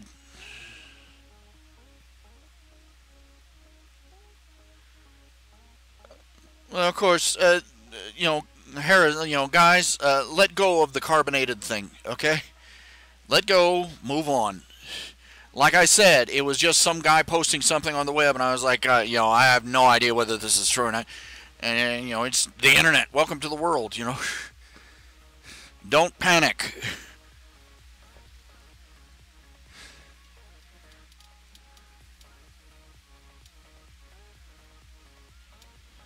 Pounds on the keyboard. Dun, dun, dun, dun, dun. What's wrong? There's somebody wrong about a trivial fact on the internet. Dun, dun, dun, dun, dun. I must stop them. Yeah.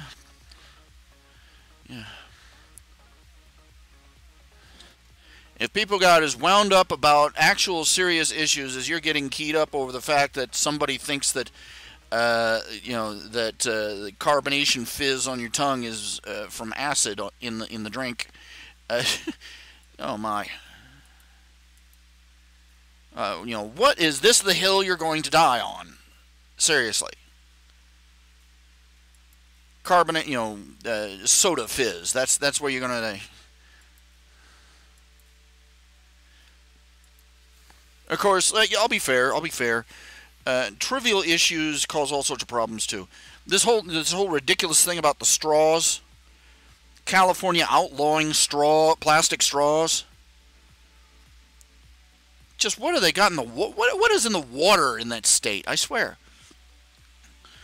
Look, you know how that got started? By some big Bambi-eyed kid getting all weepy-eyed about all the plastic in the oceans. Factoid. America doesn't even produce 0.2% of all the plastic trash that ends up in the ocean.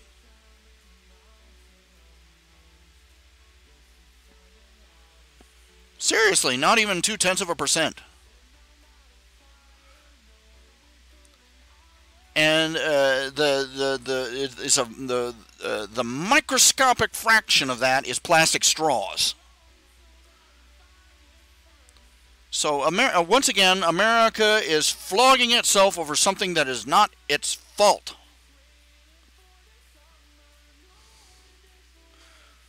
They did a study once. They did a study a few years back. They wanted to see how much carbon dioxide the North American continent was producing. How much carbon dioxide America was producing. Well, surprise! Guess what? Bunk. Ticky over boo. Diddly over squat. We literally, America literally, our crops, our farmlands, our forests. We absorb more carbon dioxide out of the atmosphere than all our factories, forest fires, and barbecues produce combined. It's not us, okay? It's not us. The plastic in the oceans, that's not us. It's not. Meanwhile, you've got China over here that you literally cannot see from space because there's a brown cloud over it. We catch them every other week putting asbestos and lead paint in toys that they sell to America. Gee, I wonder where all the pollution's coming from. No, nobody's going to say anything about that. America's over here sitting in the corner flogging herself over pollution that the fat Chinese bimbo in the corner is making.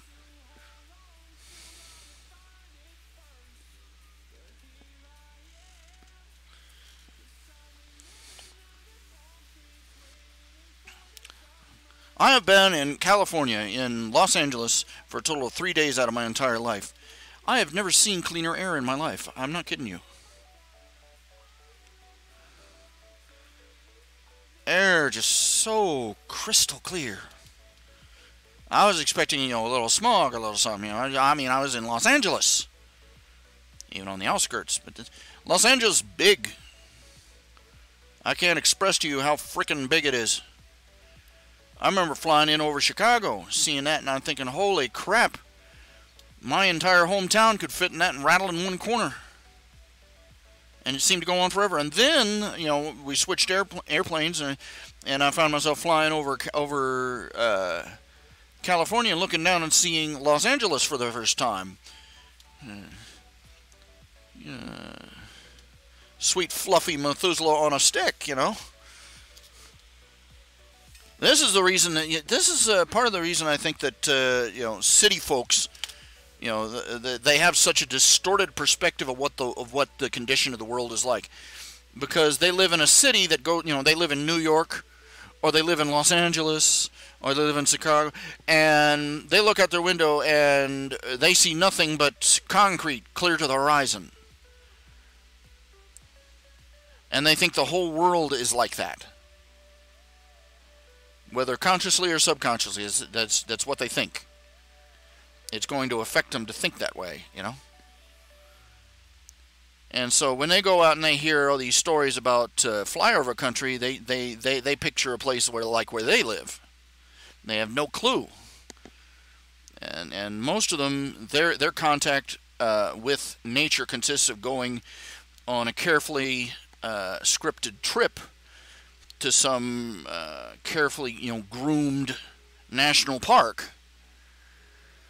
They have no idea what it's like to actually live out in the boonies.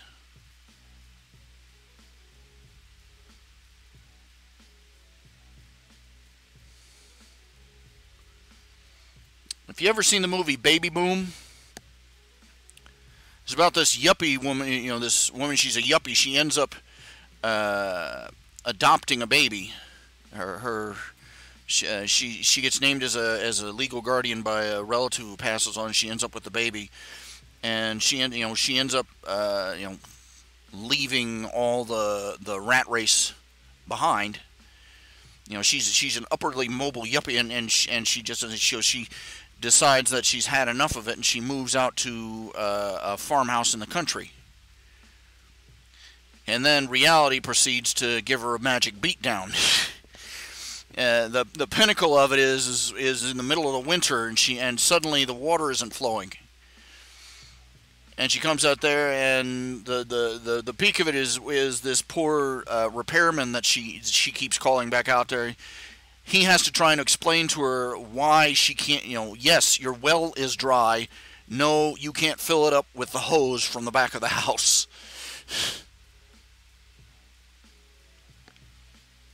And she completely goes off the rails.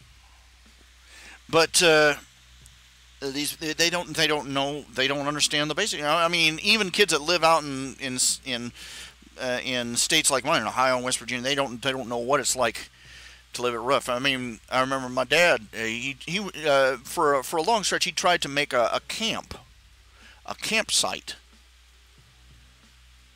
He owned he owned some land in West Virginia, just a short ways away from the church he was pastoring on. He tried to make a summer camp out of it. They built a couple of crude little cabins and stuff, and the kids were coming out. Where do we go to the bathroom? And he pointed them to a bucket and a shovel, and they like to lost the plot, I mean, these kids weren't city slickers. These were kids that lived out in trailers, out in the boonies, out in the middle of nowhere, and the idea of taking a dump in a bucket is just beyond them.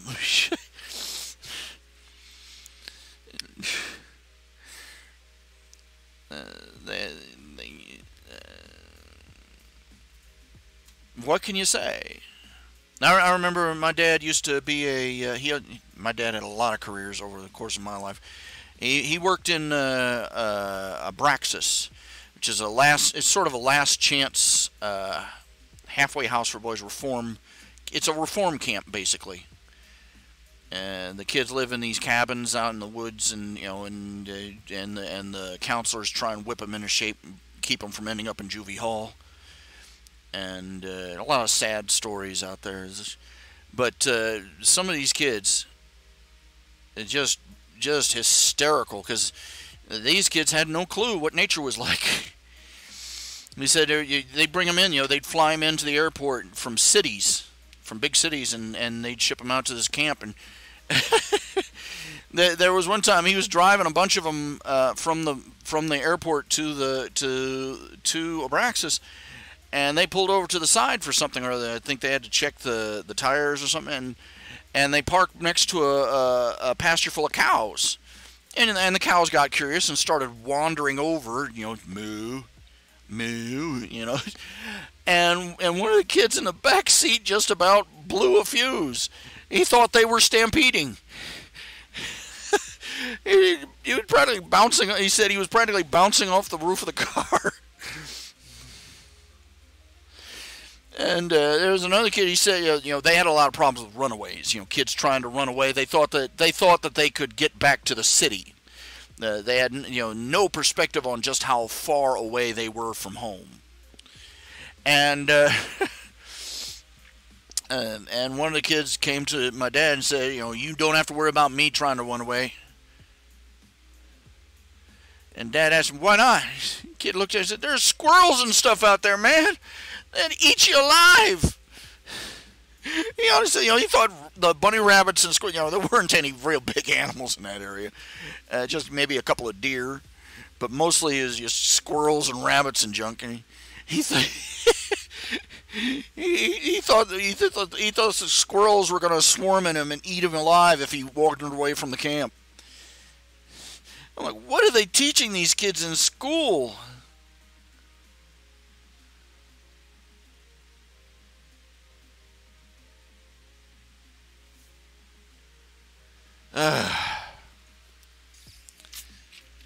Man alive. These people. Most of our decisions are being made. Most of our cultural decisions are being made by people who have never been away from pavement. They don't know anything about nature. These nature. Oh, these granola crunchies that put on their $50, $100 hiking boots and their $50, $150 backpacks and go out hiking for the weekend. No, they're not one with nature. They're not getting in touch with it. They're slumming.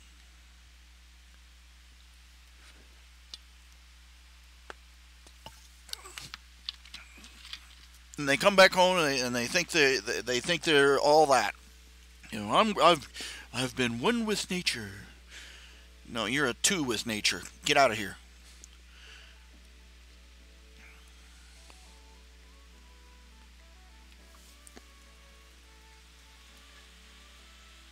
My father described. He said one time he had a school teacher kept insisting that that the pioneers had chopped down all the trees and now we don't have any forests left in this state. And Dad would look out the window and right across the playground, trees everywhere.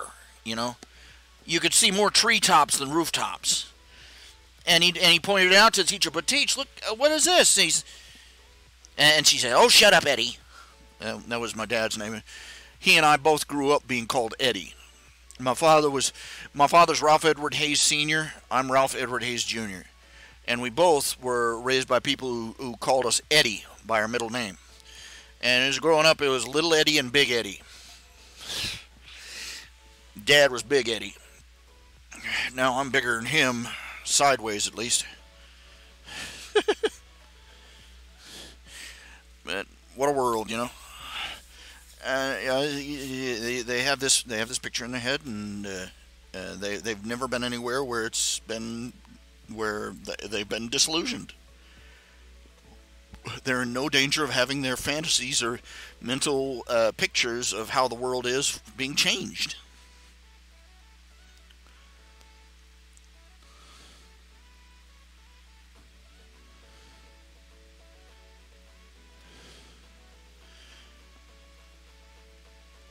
It's kind of scary to realize that the legal policies surrounding things like the internet and computer technology being decided right now by people in Washington, D.C. who can't even program a VCR. Well, actually, it's E-D-D-Y. E-D-D-I-E. That's how he spelled it when I grew up. Eddie. Yeah. One of my ambitions is to get one of those big, get a great big old, it'd have to be a great big old t-shirt for me. A t-shirt of that old Nickelodeon show, Ed, Ed, and Eddie. When that show came out, when I first saw the trailer for that show, I nearly laughed my butt off. And I waited for my relatives, my sister and my brother-in-law or somebody to send me a joke t-shirt with that name on it, and with a picture of those three characters on it, and they never did. Like doggone it, people, pick up your cues. You missed an opportunity. Oh, Cartoon Network, not Nick. Oh, well. Well, it boils down to the same thing. Two channels that supposedly were for kids and for cartoons that have done everything except ever since. I hate that about cable TV. I've been in, I've ended up in the hospital and been in healthcare, and I don't have cable TV at home, and with good reason. Because I sat there, I watched TV in that care center, and click, click, click. There was no sci-fi on the Sci-Fi Network. There was no music on MTV. There was no cartoons on Cartoon Network. It was all live shows. I kid you not. All of it was live action. And on down the list. Comedy Central, nothing. And the History Channel, man. And every other channel, instead of having, whatever it was that they were supposed to be, it was some sort of reality show. Every channel. And it would be my luck that every day seemed to be marathon time. And they'd show some marathon of their favorite reality show, quote unquote. The only channel that wasn't screwing me over on that regard was the Food Network. People wonder why I'm fat.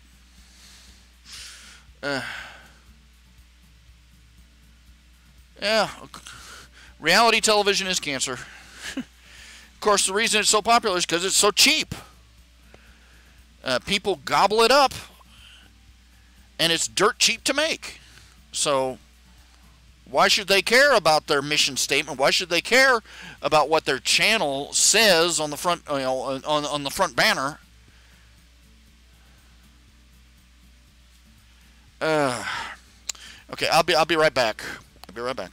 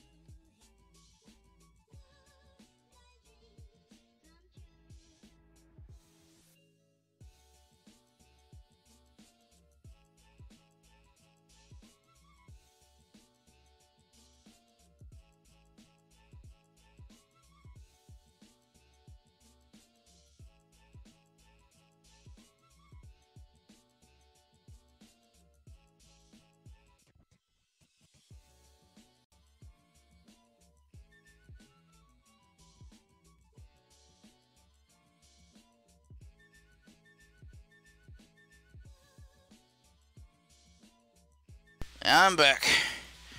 Thank you for waiting. Sorry about that taking so long. Plumbing in our Casa del Ralpho is kind of persnickety. Gotta watch the darn thing to make sure it flushes right. Anyway. Goodness. Everybody complains about reality TV. Reality TV is like the weather. Everybody complains about it, nobody does anything about it. Just really no...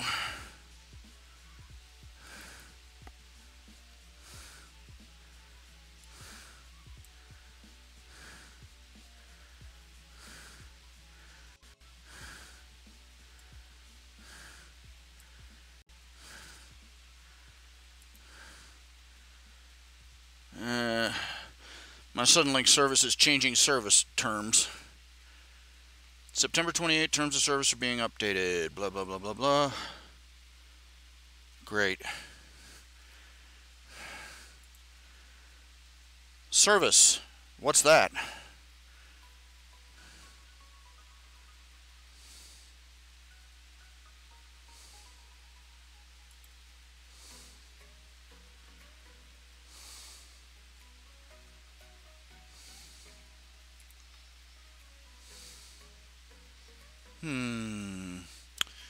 Let's see. Okay, you got Netflix, you got Stars, you got all sorts of programs. I could probably check out Stars. Stars probably has more, you know, actual movies worth seeing. Of course, most of them seem to be the B- or C- movies that got dumped on the curb.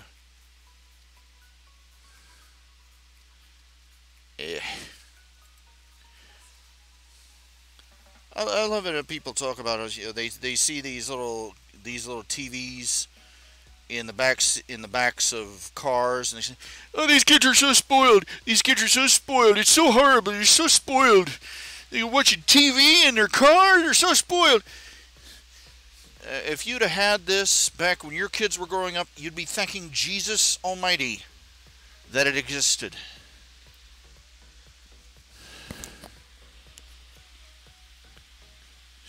Let's put it this way. Let me paint a picture of what a family trip. What the hell is wrong with people?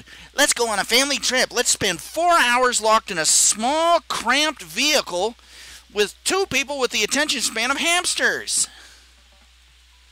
Yeah.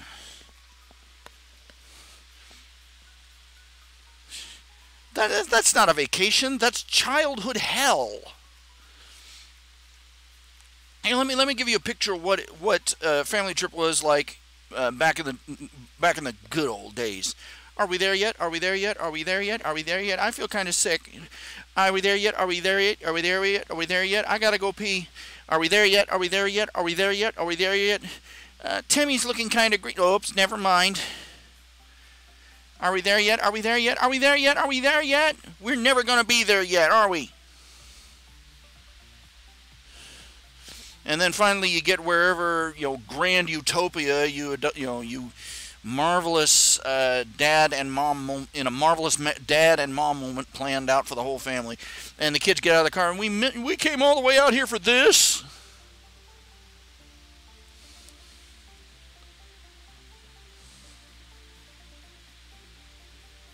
It's supposed to be a vacation. Instead, you turn it into an ordeal. Think how much fun you'll have when you get there.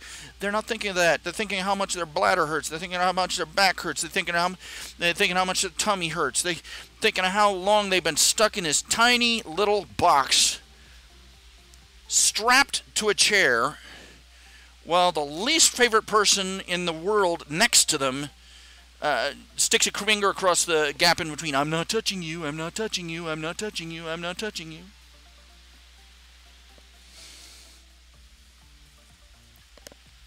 And you come out there, and some genius finally invents a TV small enough and light enough to stick inside a car. You know, a TV, DVD player, and you've got the kids at least occupied for an hour or so while they watch, just and what's the response? Do they get down on their knees and thank Jesus Almighty for sending this kind of genius into the world for them? No. They're so spoiled. They're so spoiled.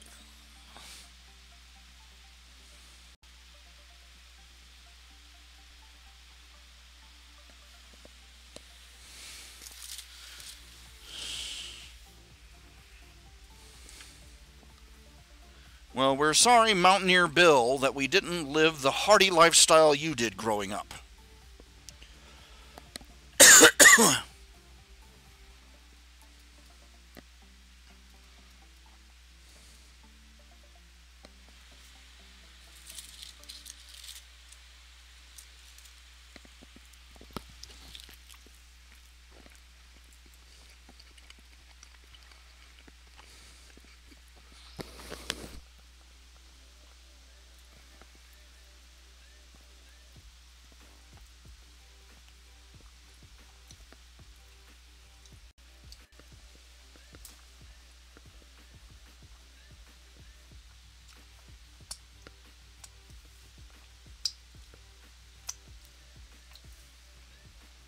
Sorry, it's just if you did to a dog what you do to an average 5-year-old child, what you subject them to on a typical family road trip, it would be considered animal abuse.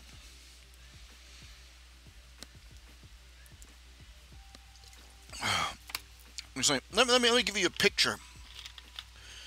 We loved visiting our grandmother, my father's mother, my father's father too, my grandparents. But between where we lived and where they live is a mountain.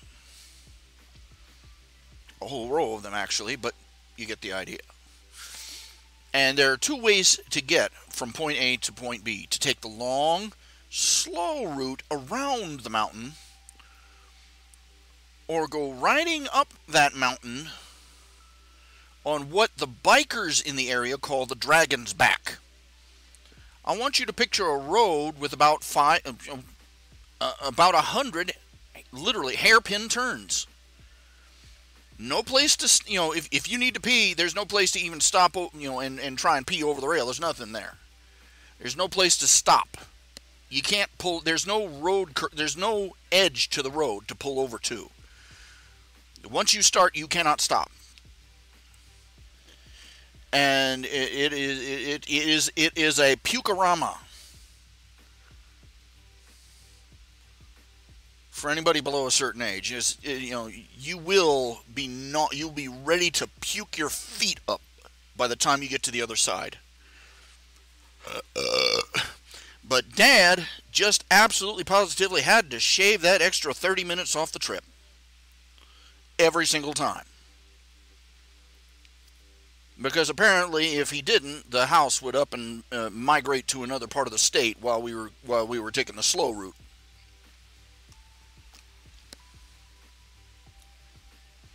Not that I'm bitter or anything.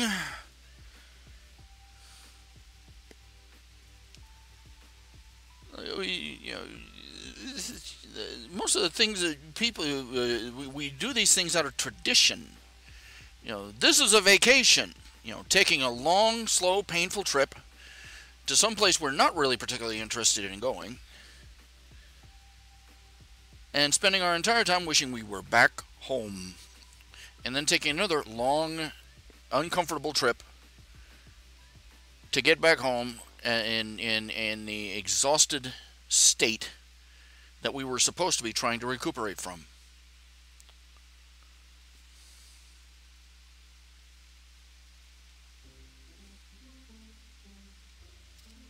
Getting there is not half the fun.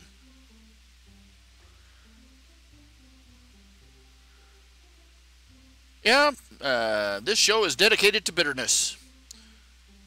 It's also brought to you by the letters B, S, and the number 2.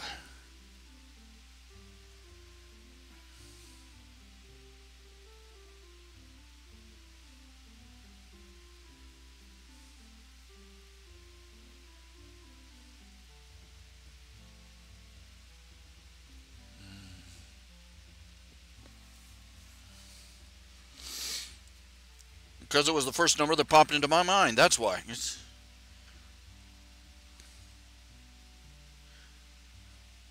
Because at 420, but that wouldn't have been true. I've never sampled marijuana. I've never had marijuana in my life. Never tried it. I have tasted alcohol. I will say that. I've tasted alcohol. Never tried tobacco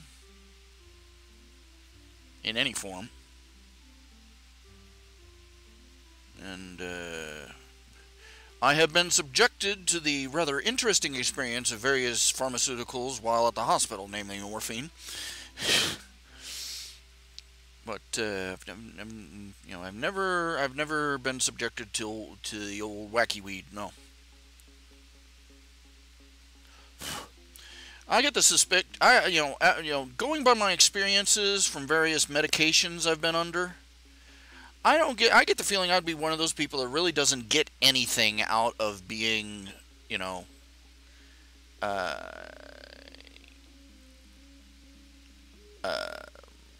chemically altered.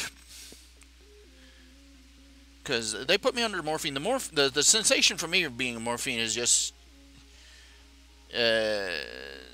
I'm trying to think of a good metaphor for it. They gave me morphine. I was passing kidney stones and gallstones, and so you get an idea of what kind of pain I was in. And they hit me with that morphine, and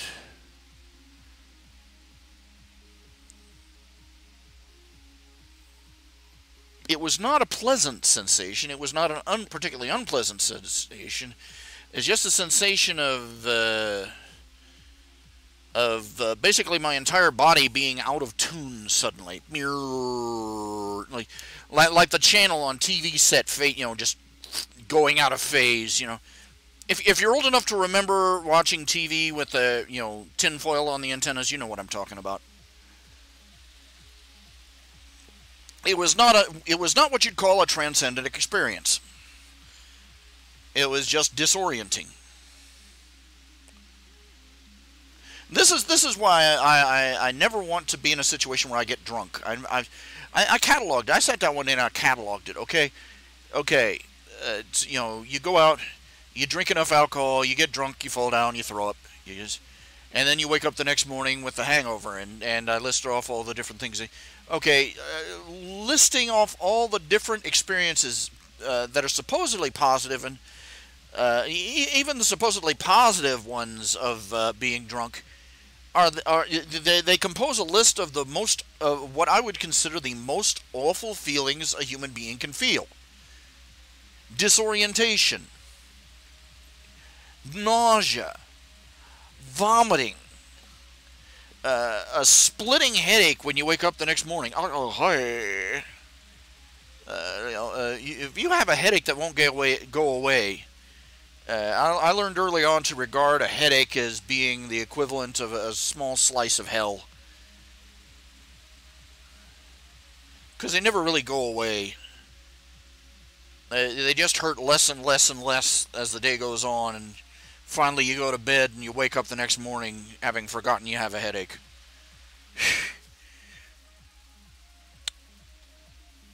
So, I suspect that, I have it takes a bit more anesthetic, especially local anesthetics, to have a solid effect on me. So I expect I'm slightly resistant too. So it doesn't strike me as, and I don't want to inhale nothing. I don't want to inhale no smoke. I hate choking. I hate coughing. You hand me a brownie, we might talk. You hand me a brownie under any circumstances, we might talk. I found I don't like brownies as much these days, though. Too rich. I used to love a big, rich brownie. Nom, nom, nom, nom, nom. Then I found out that you could order brownies from the pizza place, and I could have brownies whenever I want, and somehow, even being able to bake them yourself, that's something. But being able to just, phone them up, I'd like a tray of brownies, it wasn't like I was eating brownies 7 days a week or anything. I was just somehow the magic's gone, I'll eat a brownie. I like a brownie. I like a good brownie. But nowadays, I guess I'm just getting older and my stomach's getting more sensitive, and a brownie these days is just too rich. I'd rather have a little piece of chocolate cake than a brownie these days. Light and fluffy with a nice big glass of milk.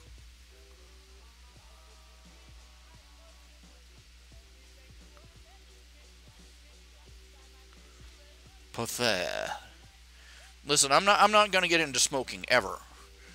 Anything that requires you to suffer and suffer and suffer in order to get, you have to force yourself to get used to it. No, it's not worth it. There is no positive side to getting hooked on tobacco as far as I'm concerned. You go from forcing yourself to smoke it to try and look cool, to forcing yourself to go another 15 minutes for your next smoke break. And I'm like, where's the fun part? Never.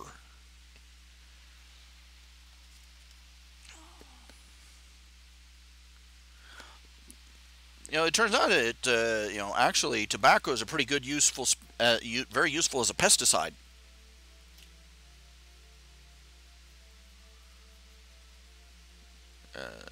The nicotine and stuff in tobacco kills bugs to stone cold dead. I don't know. I suppose it makes their little hearts explode or something.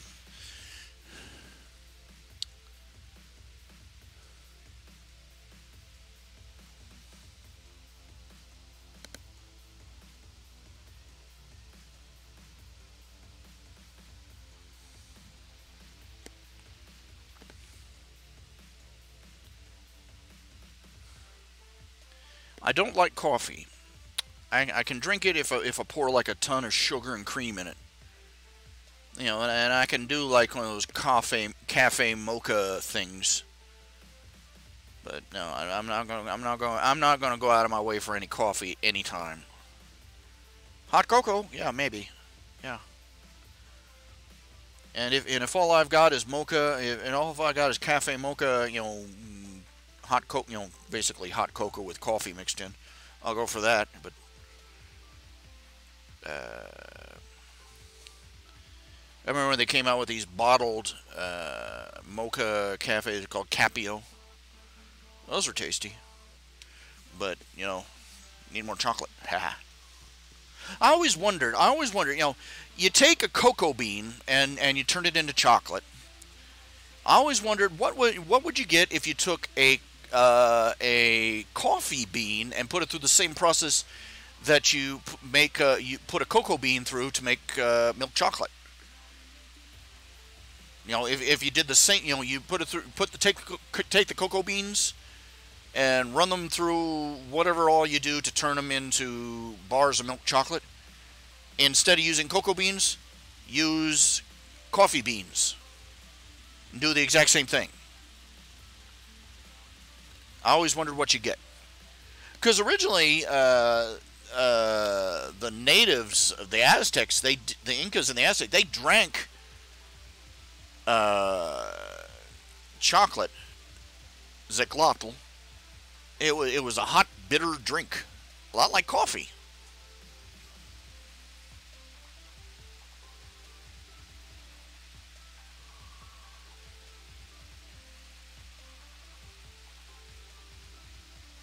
Even had a little bit of pepper in it, for a little extra kick, I guess. Lord only knows how we went going from this hot, bitter, coffee-like drink to chocolate bars, and the like. And I always wondered wouldn't it have been interesting if the same thing had happened to the coffee bean,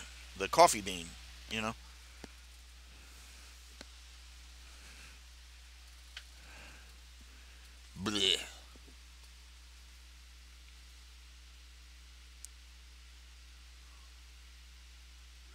I've seen so many episodes of things where the adults, they catch the kids sneaking a cigar or a cigarette, and they make the kids smoke the whole box of cigars.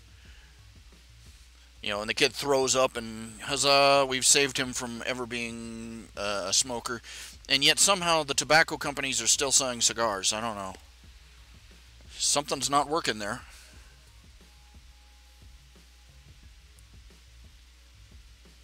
I'm not really big on. I use southern. My idea of tea is iced tea, so sweet you can almost stand the spoon up in it. Southern style. All the British people are out there having a cardiac arrest at my description.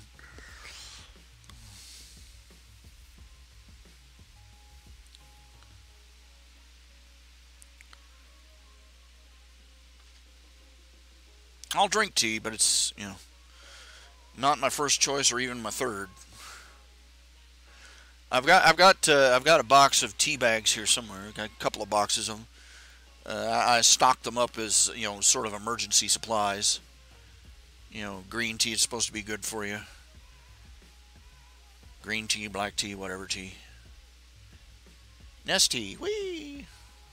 Take the nest tea plunge, bush.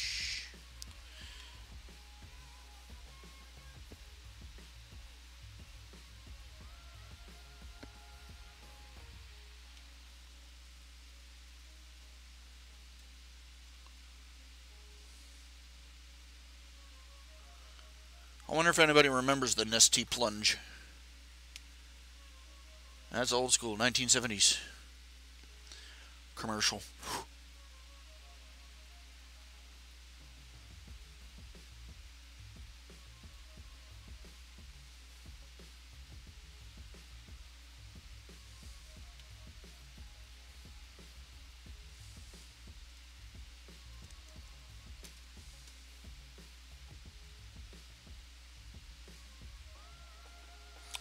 Suffering a bit of tummy ache. I overestimated my appetite for one thing. Got greedy for another. Gluttonous. Tummy's just not reacting well.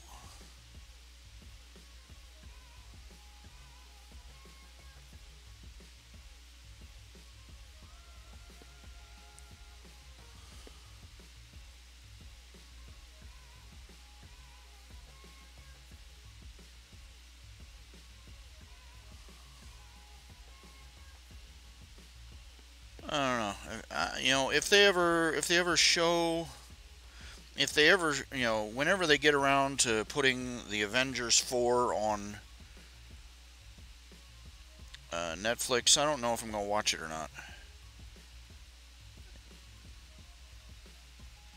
It seems too bleak.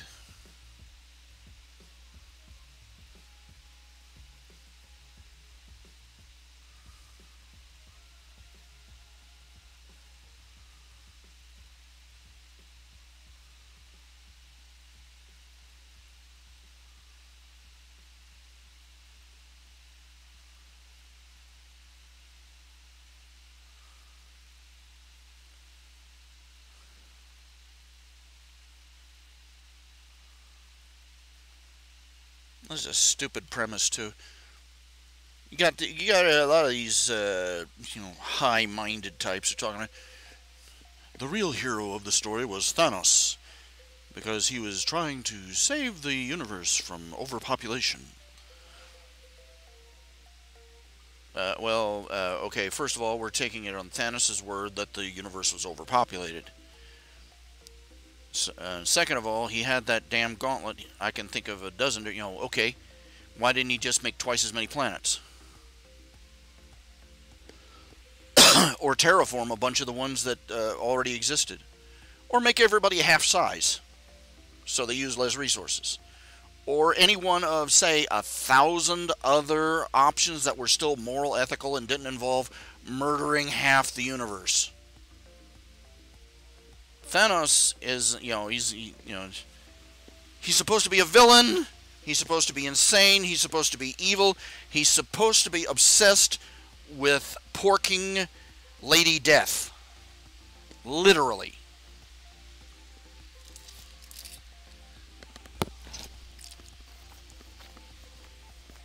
People are messed up.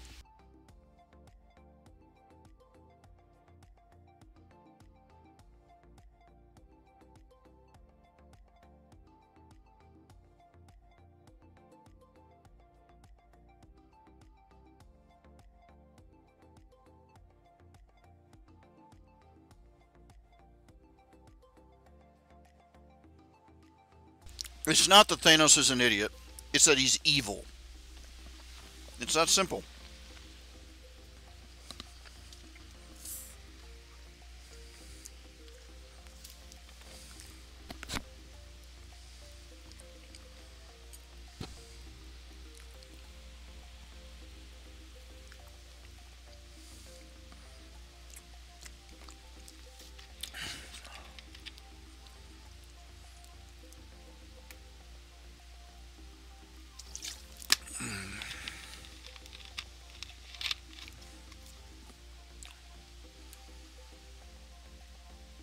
If you're out there siding with Thanos, you've lost your grip on morality. Not to mention reality. And you're one of the people that should be kept as far away from any shiny red buttons as possible.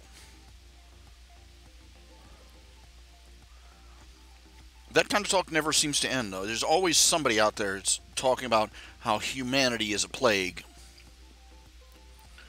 and that we need to exterminate all the surplus population for the sake of the world's survival.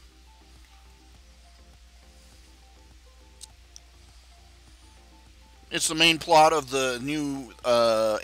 It's the main plot of the new Godzilla movie coming out next year. There's this crazy woman running around. Apparently, what you get from the trailers is this crazy woman running around the world, trying to wake up all the monsters and send them out rampaging, so as to save the world from the plague that is humanity.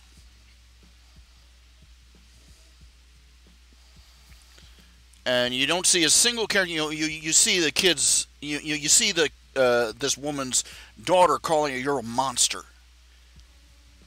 But nobody confront. There's nobody out there saying, "You're out of your damn mind.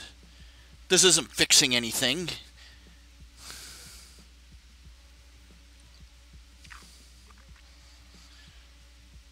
Are there more stupid people, or are you just aware of them more?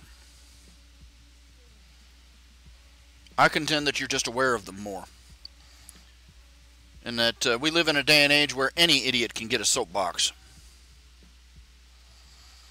Every howling stupidity that exists, there's nothing new under the sun. The howling stupidities of today were there yesterday and will be there again tomorrow. Humanity has to keep relearning the same lessons over and over again.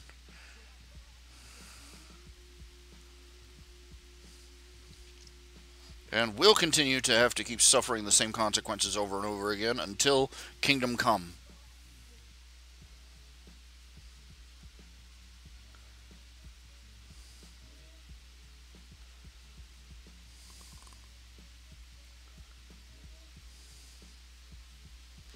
There are no more stupid people today than there were yesterday or tomorrow. There's no more the same kinds of stupidity still running around, the same percentage of sane to fools.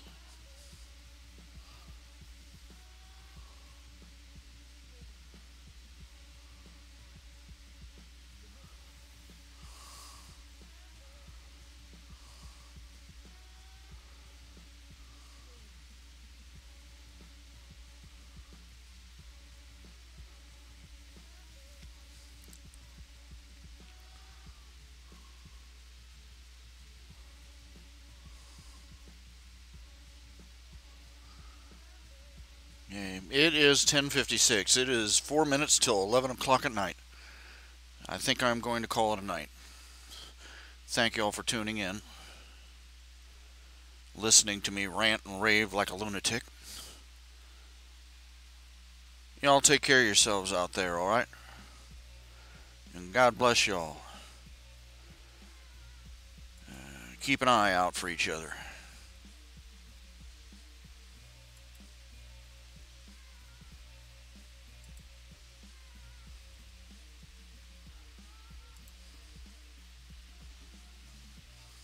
Alright? Good night.